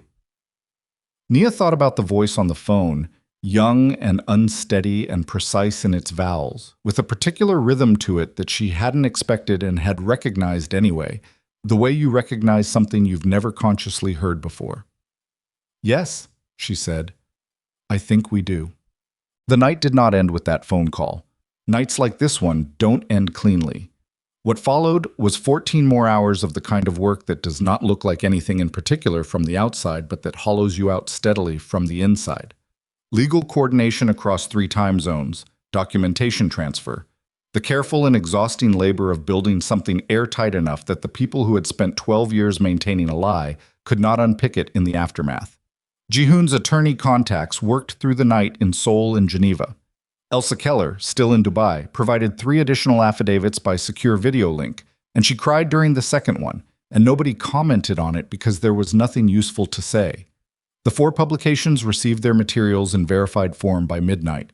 By 2 in the morning, legal teams at 2 of them had confirmed the documentation was sufficient to proceed. By 4, the first editor had made the call to run. Min-jae sat in a corner of the loading dock with his back against a concrete wall and his eyes closed, not sleeping. She could tell by the quality of the stillness, which was the stillness of someone processing, not resting. And Nia let him have that and worked at the table and did not look at him too often, because looking at him too often felt like something she wasn't ready to name. Around 3 in the morning, Sung-ho brought coffee from somewhere and set a cup near her elbow without a word. She drank it. It was bad coffee, and she was grateful for it. At 5:47 in the morning, Min-jae's phone received a notification from his attorney.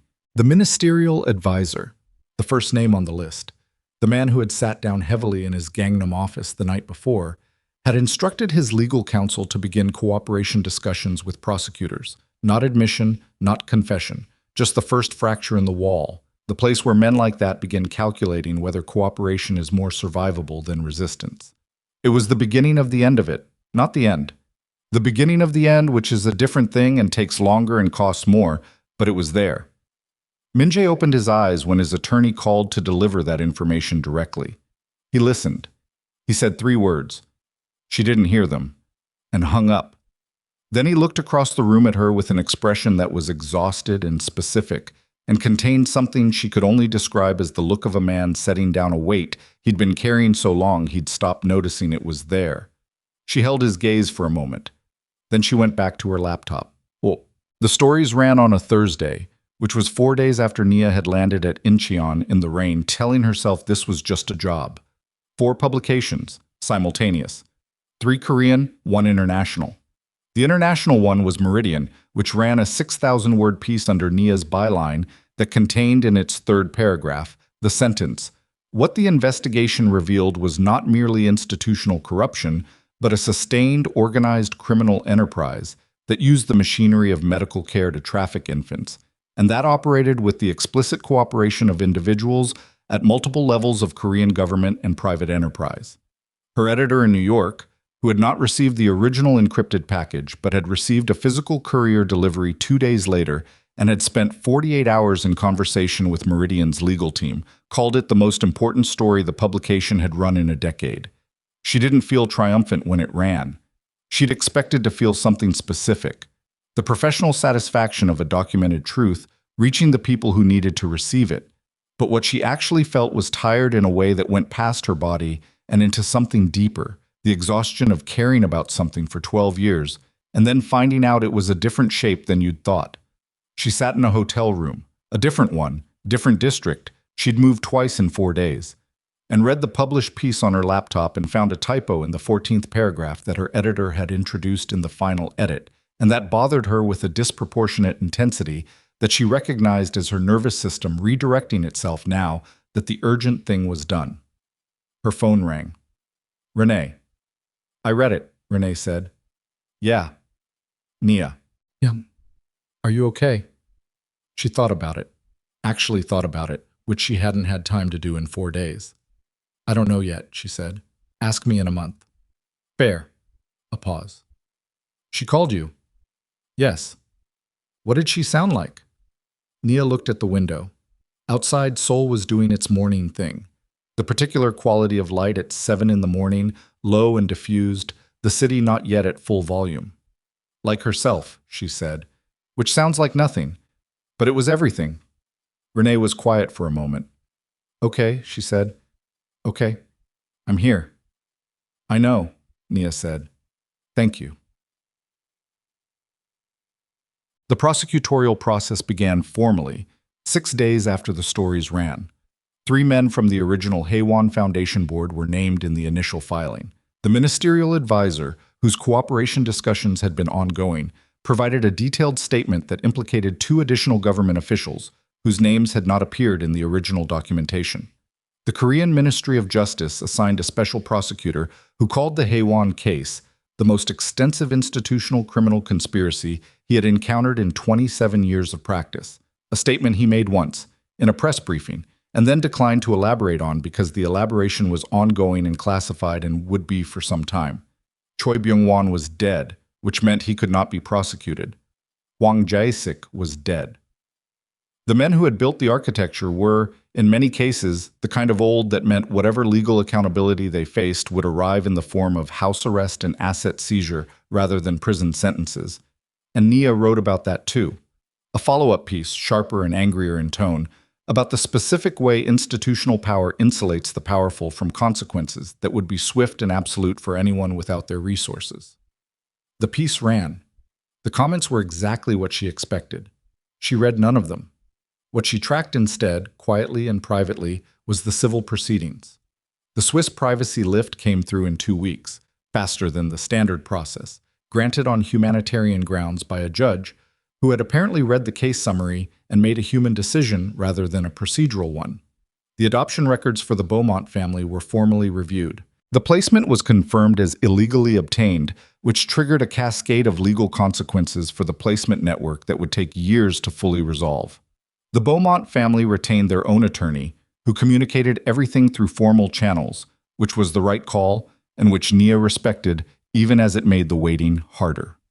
Min Jae dismantled 3 subsidiaries of his organization in the month following the story's publication. Not under legal pressure, the prosecutorial attention was focused on the Haywan network and the government officials, not on Min Jae, whose own involvement was characterized in the legal filings as that of a private individual who had been harmed by the conspiracy rather than a participant in it. This was legally accurate and also incomplete, in the way that legal accuracy and completeness rarely overlap perfectly, but it was what the record contained. He dismantled the subsidiaries because he chose to. 2 logistics networks that had operated in gray areas he'd been willing to maintain when his life had a different shape. 1 financial instrument that had served purposes he no longer wanted served. He had a conversation with Sung-ho that lasted 3 hours, during which Sung-ho did not argue or push back, but simply listened with the focused attention of a man recalibrating his entire understanding of who he worked for and why, and at the end of it agreed to stay in a role that was significantly smaller in scope and significantly cleaner in nature than what he'd been doing for the past 9 years. He kept the legitimate operations, construction, logistics, 3 technology investments that had been legitimate from inception. He was not becoming a different person.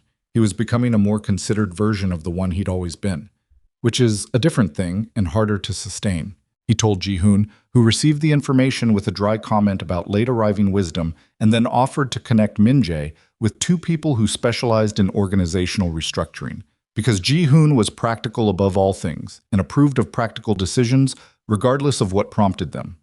He called Nia 3 weeks after the story ran, not for strategy, not for information. "How are you?" he said. "Tired," she said. "You?" "Tired," he said. A pause, the kind that was comfortable in a way that surprised him. They'd spent 4 days in close proximity under conditions that didn't leave room for pretense, and something had shifted in the architecture of how they talked to each other. Not warmth exactly, not yet, but the specific absence of the defensive distance they'd both been maintaining across the cafe table at the beginning. It was something quieter than warmth, more durable, maybe. "The Beaumont family's attorney called me this week," she said. "Formally. They're processing. It's a lot for them." A pause. "She's been told. Mara, or the girl. She's been told the full picture." How is she?" "I don't know." The attorney said she's angry, which seems right. Nia's voice was careful. "Anger is the right response to what happened to her. We don't get to skip that part because it's uncomfortable for us."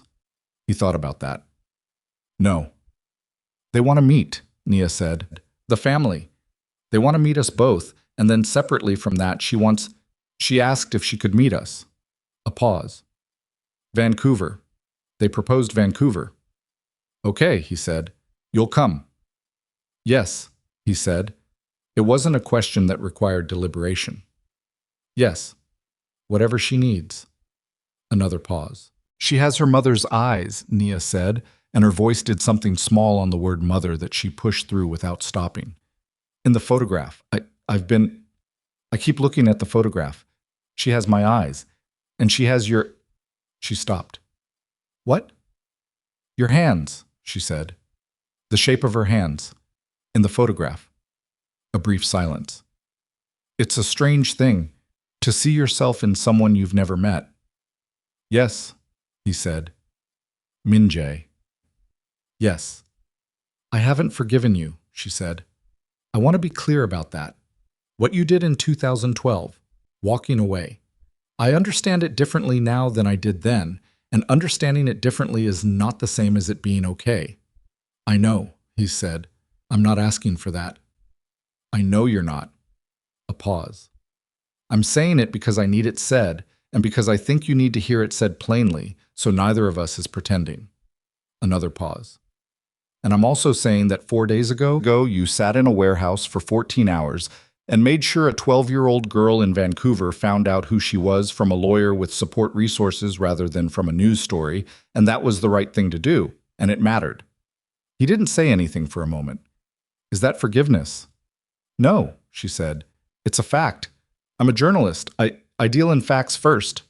He made a sound that was the closest thing to a laugh she'd heard from him. Small, brief, real. Okay, he said. Okay, she said. Vancouver in October was gray in a way that reminded Nia of Seoul in the rain, which she decided was either poetic or merely climatic, and chose not to decide which. She arrived 2 days before Minjae because she'd wanted time on her own in the city before the meeting. She walked by the water and ate bad airport-adjacent sushi and sat in a coffee shop for 2 hours reading nothing and looking at people moving through their days with the particular appreciation for ordinary life that comes after an extended period of extraordinary danger. She did not go to the school. She knew the address. She didn't go. Minjae arrived on a Thursday morning. He looked rested in the functional sense, not relaxed because she wasn't sure he was capable of relaxed as a baseline, but the specific depletion of the logistics warehouse was gone. He'd slept. He'd had 3 weeks to begin processing what couldn't be processed in real time. They met for dinner the night before. A restaurant Nia had found, small and good, the kind of place that didn't require anything from its customers except the willingness to eat well. They talked about practical things first, the legal timeline, the prosecutorial updates, the ongoing process of the corporate restructuring he was navigating. Then the practical things ran out. Are you scared? She asked. He considered it with the same serious attention he gave everything. Yes. Of what specifically? That she'll look at me, he said, and see someone she cannot... He stopped. Started again. She's been told who I am, what I've been. Ji-hoon was explicit with the attorney about the full picture because we agreed that she should have complete information, not a curated version. He looked at his water glass. I don't know how a 12-year-old looks at that information and decides whether the person on the other side of it is worth the effort. She might not, Nia said. Yes. And that would be her right. Yes. He looked up. That's what makes it... He turned the water glass slightly on the table. I've been afraid of things before. Usually things I could strategize around. This is different. There's no move. There's just whatever she decides. Nia looked at him. Yeah, she said. Welcome to parenthood. A pause. Then the small, brief, real sound again. That's not comforting. Wasn't meant to be. She picked up her fork. Eat something. Tomorrow is a lot. He ate something. They talked about other things. Outside the restaurant, Vancouver continued in its gray October way, indifferent and lovely, full of people living lives that had nothing to do with any of this. The Beaumont family lived in a house in East Vancouver, the kind of neighborhood that had once been working class and was transitioning, with a front porch and a maple tree that had gone orange and a doorbell that rang with a normal sound. Completely ordinary in every visible way.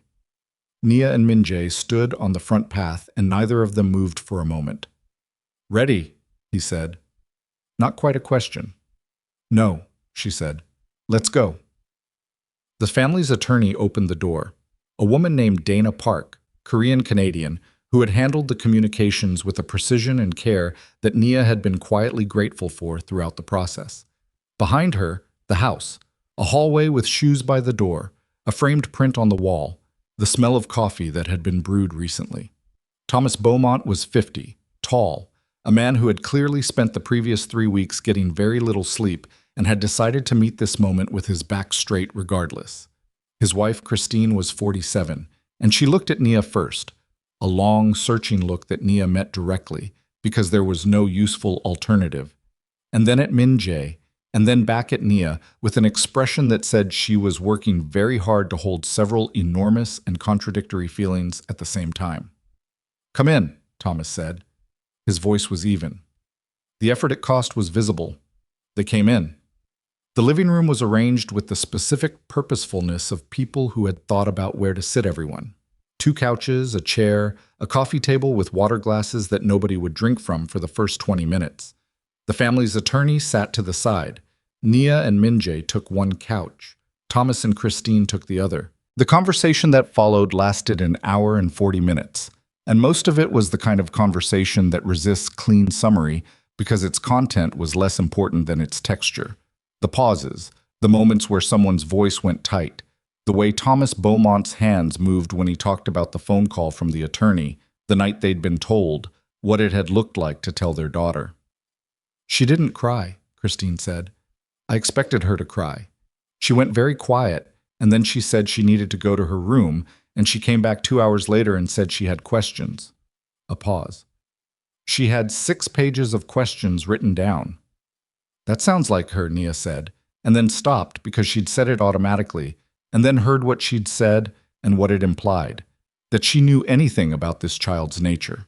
And Christine looked at her with something that was not quite pain and not quite an acknowledgement, but was somewhere between them. "It does sound like her," Christine said quietly. They talked about the legal process. They talked about what the next steps would look like. Formally, procedurally, in terms of the civil proceedings and the broader Haewon case. They talked about what the family needed and what resources were available and what the attorney's office was prepared to manage. They did not talk, in this first meeting, about what any of them wanted. That was a conversation for later, or for many conversations over a much longer time, and everybody in the room understood that and observed the boundary carefully. When they were leaving, Christine caught Nia in the hallway. A brief moment, just the two of them, while Minjae and Thomas were exchanging information with the attorney. "She asked me," Christine said low, "if you were nice." Nia looked at her. "What did you tell her?" "I told her I thought you were." A pause. "I hope I was right." "I'm trying to be," Nia said. "That's probably the most honest answer." Christine looked at her for a moment. Her eyes were wet, but she wasn't crying. I know what happened to her wasn't. I know you didn't give her up." She stopped, breathed. "I want you to know that I know that. And I want you to know that we love her, whatever happens from here. We love her." "I know," Nia said. "She's lucky in that. She's always been lucky in that, even if everything else was wrong." She paused. "Thank you for that, for 12 years of that." Christine nodded once, very small, and turned away before the thing happening in her face became fully visible. The girl came the following day. Not to the house. To a park they'd arranged through the attorney because a park was neutral and open and had the specific quality of being somewhere you could leave if you needed to, which the attorney had said was important for adolescents in high-stress situations, and which Nia privately thought was important for everyone in high-stress situations. Minjae and Nia arrived first, sat on a bench. The October air was cool and clean and smelled like wet leaves and car exhaust and coffee from a cart somewhere nearby. Normal air, good air. Minji sat with his elbows on his knees and his hands clasped and did not say anything. Nia sat beside him and did not say anything. Around them the park moved, a dog walker, 2 joggers, a woman with a stroller, a teenager on a bike. The ordinary motion of a city going about its day. Then she was there. She came from the North Path, walking with a woman Nia recognized as the family's liaison counselor, who dropped back to a respectful distance when the girl slowed and stopped. She was taller than Nia had expected from the photograph. Her dark hair was pulled back imperfectly, a few pieces loose at the front. She was wearing a green jacket that was slightly too big for her, the way 12-year-olds wear things, still inhabiting a future version of themselves. Her hands were in her pockets. She looked at them from about 15 feet away. Min-jae stood up. Nia stood up beside him. Nobody moved toward anyone else. They just stood there for a moment in the cool Vancouver morning, the three of them, with the park going on around them and everything unremarkable about the setting and nothing unremarkable about what it contained. The girl looked at Nia first, the eyes. Nia had been right about the eyes. Looking at them from this distance was a specific kind of experience that she didn't try to describe to herself, because any description she produced would be inadequate. Then the girl looked at Min-jae. She looked at his hands. She looked back at his face. "You're taller than I thought," she said. Her voice was even, carefully so, in the way that suggested the evenness was an effort. "Both of you." "You're taller than I thought, too," Nia said. A brief pause. The girl looked between them. "The article said you're a journalist." "Yes." "I read it." She pulled her hands out of her pockets, then put them back in. "All of it. My parents tried to give me a summary, but I found the full version." She paused. "I have a lot of things I want to say. I wrote them down." "Okay," Nia said. "We have time." "I'm angry," the girl said. "I need you to know that first. I'm not angry at you specifically.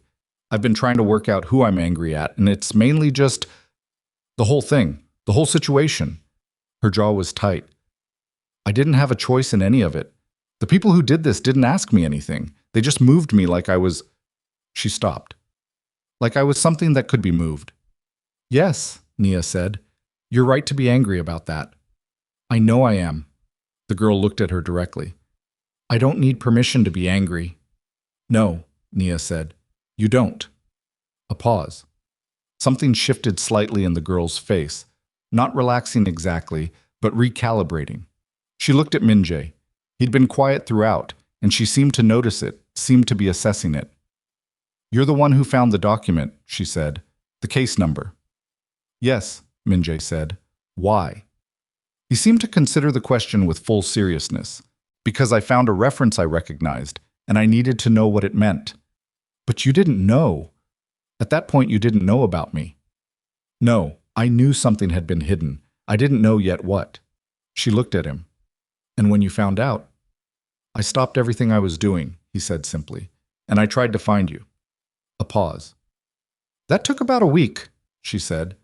There was something in the observation that wasn't quite accusation and wasn't quite humor. Something drier than both. Testing. "It was a difficult week," he said.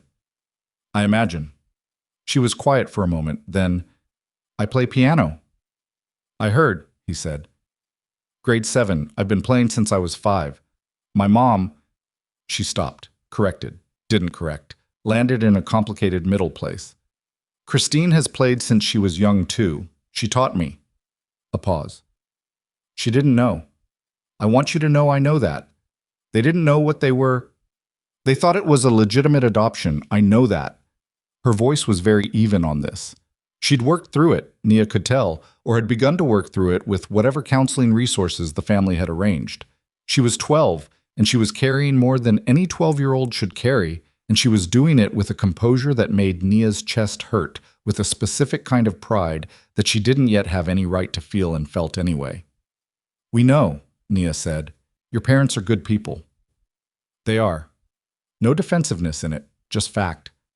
They're my parents. That's not changing." She looked at Nia. "I don't know yet what you are. I want to be honest about that. I don't know what to call this or what it means or what I want it to be." A pause. "I'm 12. I think I should be allowed to figure that out." "Absolutely," Nia said. "There's no timeline. None." "My therapist says the same thing." The girl looked between them. "She's very good. I like her better than the last one." "Good," Min-jae said. His voice was slightly rougher than it had been a moment ago, and the girl noticed it. Her eyes went to his face and stayed there for a moment with an attention that was analytical and something else underneath. "Are you okay?" she said. The question, directed at him, with that directness, caught him in a way Nia could see from the side. A brief loss of the surface composure, something real moving through it. Yes, he said. And then, because apparently honesty was the mode this child operated in, and he was adjusting to it in real time. Not entirely, but I'm very glad to be here. She looked at him for another moment. Okay, she said. It landed differently than it had earlier. Less test, more acknowledgement. She walked toward the bench. Not all the way. She stopped a few feet from it and looked at the space between them and made some private calculation, then sat at the far end of the bench with a gap between herself and Nia that was measured and deliberate and completely her right to maintain. Min-jae sat on Nia's other side. They sat for a moment in the cool air with the park around them. I have the questions, the girl said. I told you I wrote them down. Ask whatever you want, Nia said.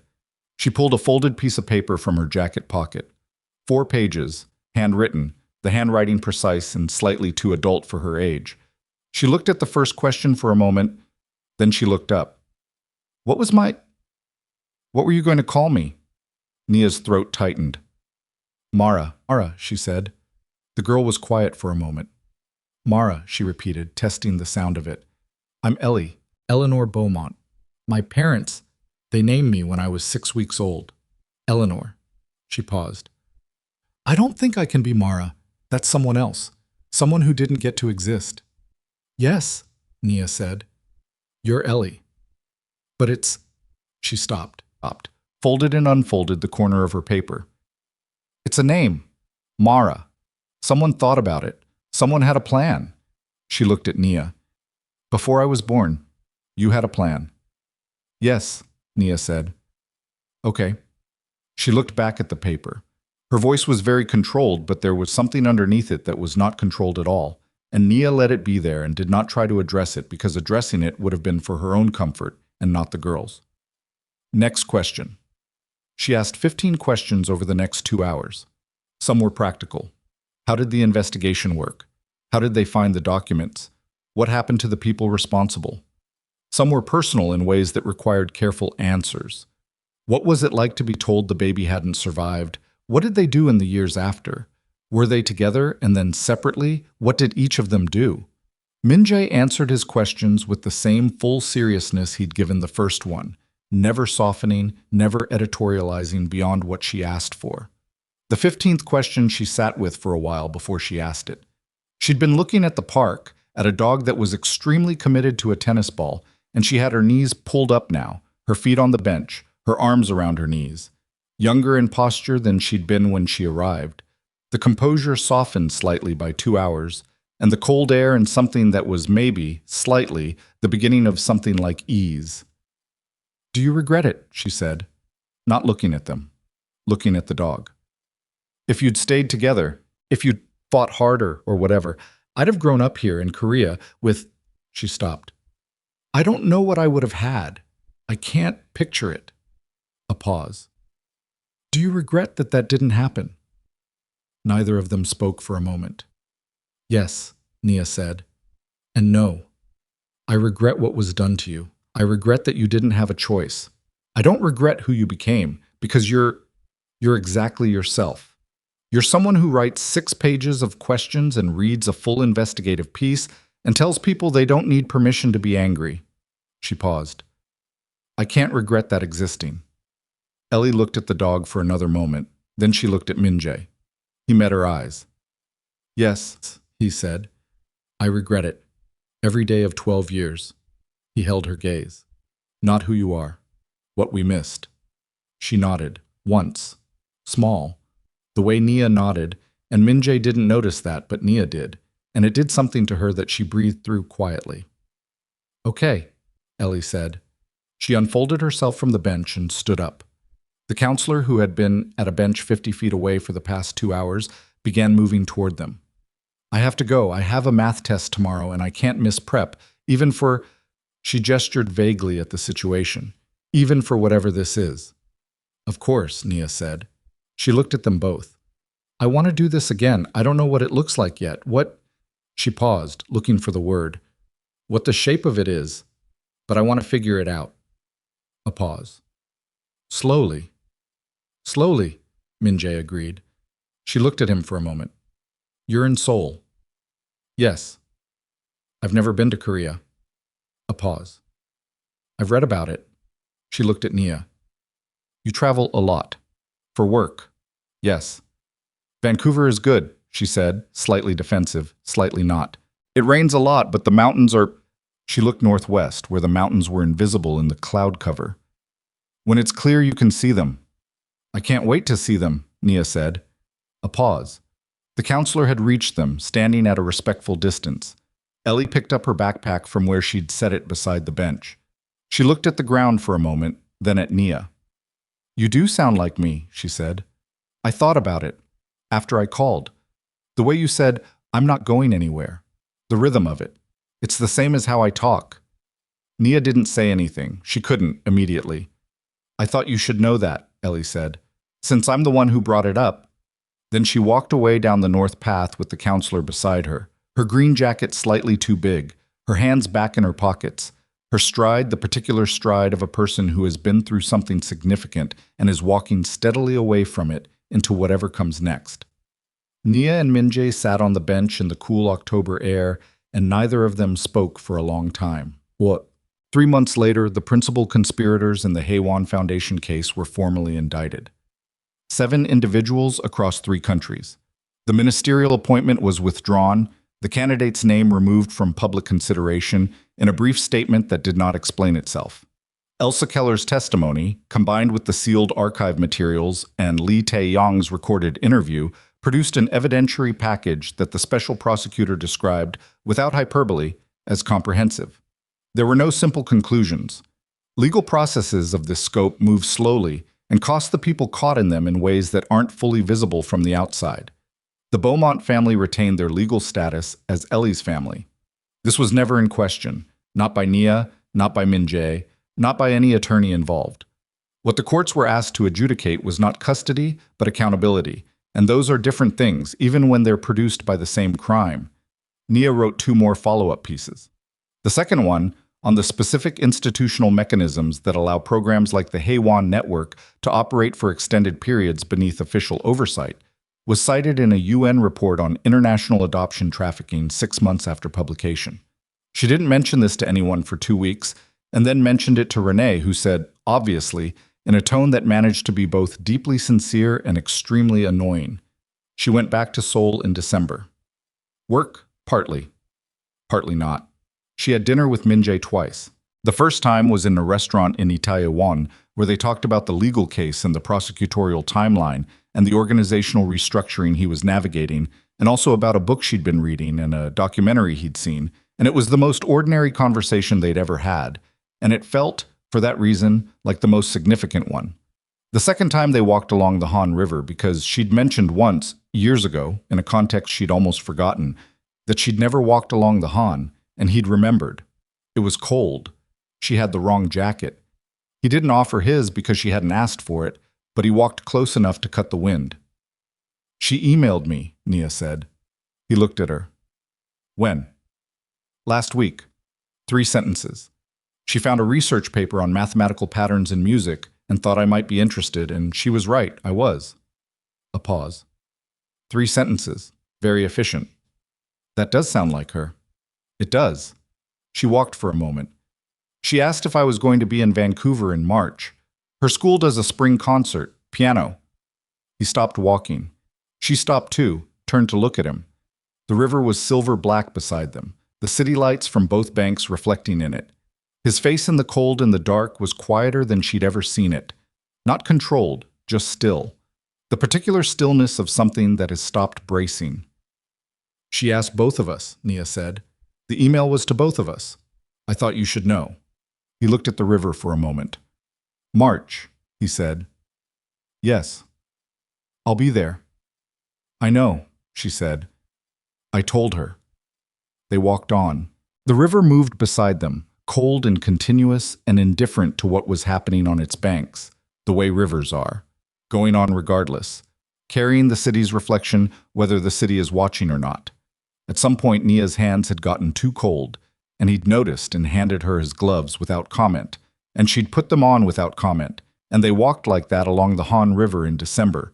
Two people who had lost 12 years to a lie, and were not getting them back, and were not going to be entirely okay in any clean or final way, but were, tonight, in this city, underneath these lights, walking forward. "Minjae," she said. "Yes. I'm still not there yet. I need you to know that." "I know," he said. "We're not in a hurry." She looked at the river. "No," she said. "We're not." Somewhere in Vancouver, in a house in East Vancouver with a maple tree in the front yard that had lost its leaves in October and was waiting for spring, a 12-year-old girl sat at a piano bench and worked through a piece she was preparing for a concert in March. She played it through once, identified 3 places where her timing was off, and played it again. Her mother was in the kitchen making dinner, the sound of pots on the stove moving under the music. The piece was technically difficult, and she had been working on it for weeks, and she was almost where she needed to be. She played it through again, and this time the 3 places were better, and she stopped at the end and sat with her hands in her lap and looked at the keys. She thought about an email she'd sent, about a concert in March, about a park bench in October, and 2 people who had answered 15 questions with more honesty than she'd expected and less than she'd eventually need, and exactly as much as was right for that particular afternoon. She thought about her name, the one she had, the one that had been planned for someone who didn't get to exist. The 2 of them sitting in the same body, in the same life, working out what that meant. She put her hands back on the keys and started the piece again from the beginning. The music filled the house. Her mother set down a pot and stood still for a moment in the kitchen, listening. Outside, the street was quiet, the evening coming down early the way it does in October in Vancouver, the mountains invisible behind the cloud cover, present regardless. The piece moved through its difficult passages and came out on the other side. On a January evening in Seoul, Nia stood for the last time at the place where 12 years ago everything had fallen apart. The skyline was the same. The city had built upward and outward in the intervening years, new towers pushing the silhouette higher in places. But the essential shape of it was the same. The particular arrangement of light against the low winter sky that she had looked at from a hospital window once, and then not let herself look at again for a long time. She stood there without Minjae. This part was hers alone. She thought about the young woman she'd been, 26, terrified, in a hospital in a country that wasn't hers, being told something by a man in a white coat who hadn't flinched. She thought about what that woman had carried for 12 years, and what it had cost her, and what she'd built anyway. She thought about the whispered sentence in a hallway, the words she'd said to a man who loved her, the shape of that moment, and all the moments it had led to. "I lost our baby." She'd said those words in a hospital. She'd said them because she'd believed them, because a man in a white coat had told her something, and she'd had no reason not to believe him, because she'd been 26 and frightened and alone, and grief was what the situation required. She hadn't lost anything. She hadn't lost anything. The city glowed beneath the winter sky, the same city, the same lights, indifferent and continuous, and full of lives being lived in every lit window. Ordinary dinners and difficult conversations and shared photographs and the specific compound of mundane and irreplaceable things that no amount of money or power or carefully engineered institutional deception can produce or replace. She breathed the cold air. She looked at the skyline. She let herself for one moment feel the full weight of 12 years as a single thing, not a wound and not a lesson and not a narrative, but just time, time that had passed. Time that had contained grief and work and growth and a phone call to a girl in Vancouver and a walk along the Han River in borrowed gloves. Then she took out her phone and texted Minjae. "I'm at the viewpoint. Just wanted to say I was here." 3 minutes passed. Then his reply. "How is it?" She looked at the city. "It's still here," she typed back. "So are we." She stood there for another few minutes, long enough for the cold to work through her jacket and for the light to shift slightly as a cloud passed over and the city changed color by a degree or 2 and then changed back. Then she put her phone in her pocket and walked away from the viewpoint, back into the lit streets of Seoul, back into the ordinary moving world that had always been going on underneath the thing that had been buried in it. The truth that had been hidden for 12 years was no longer a weapon. It was just theirs.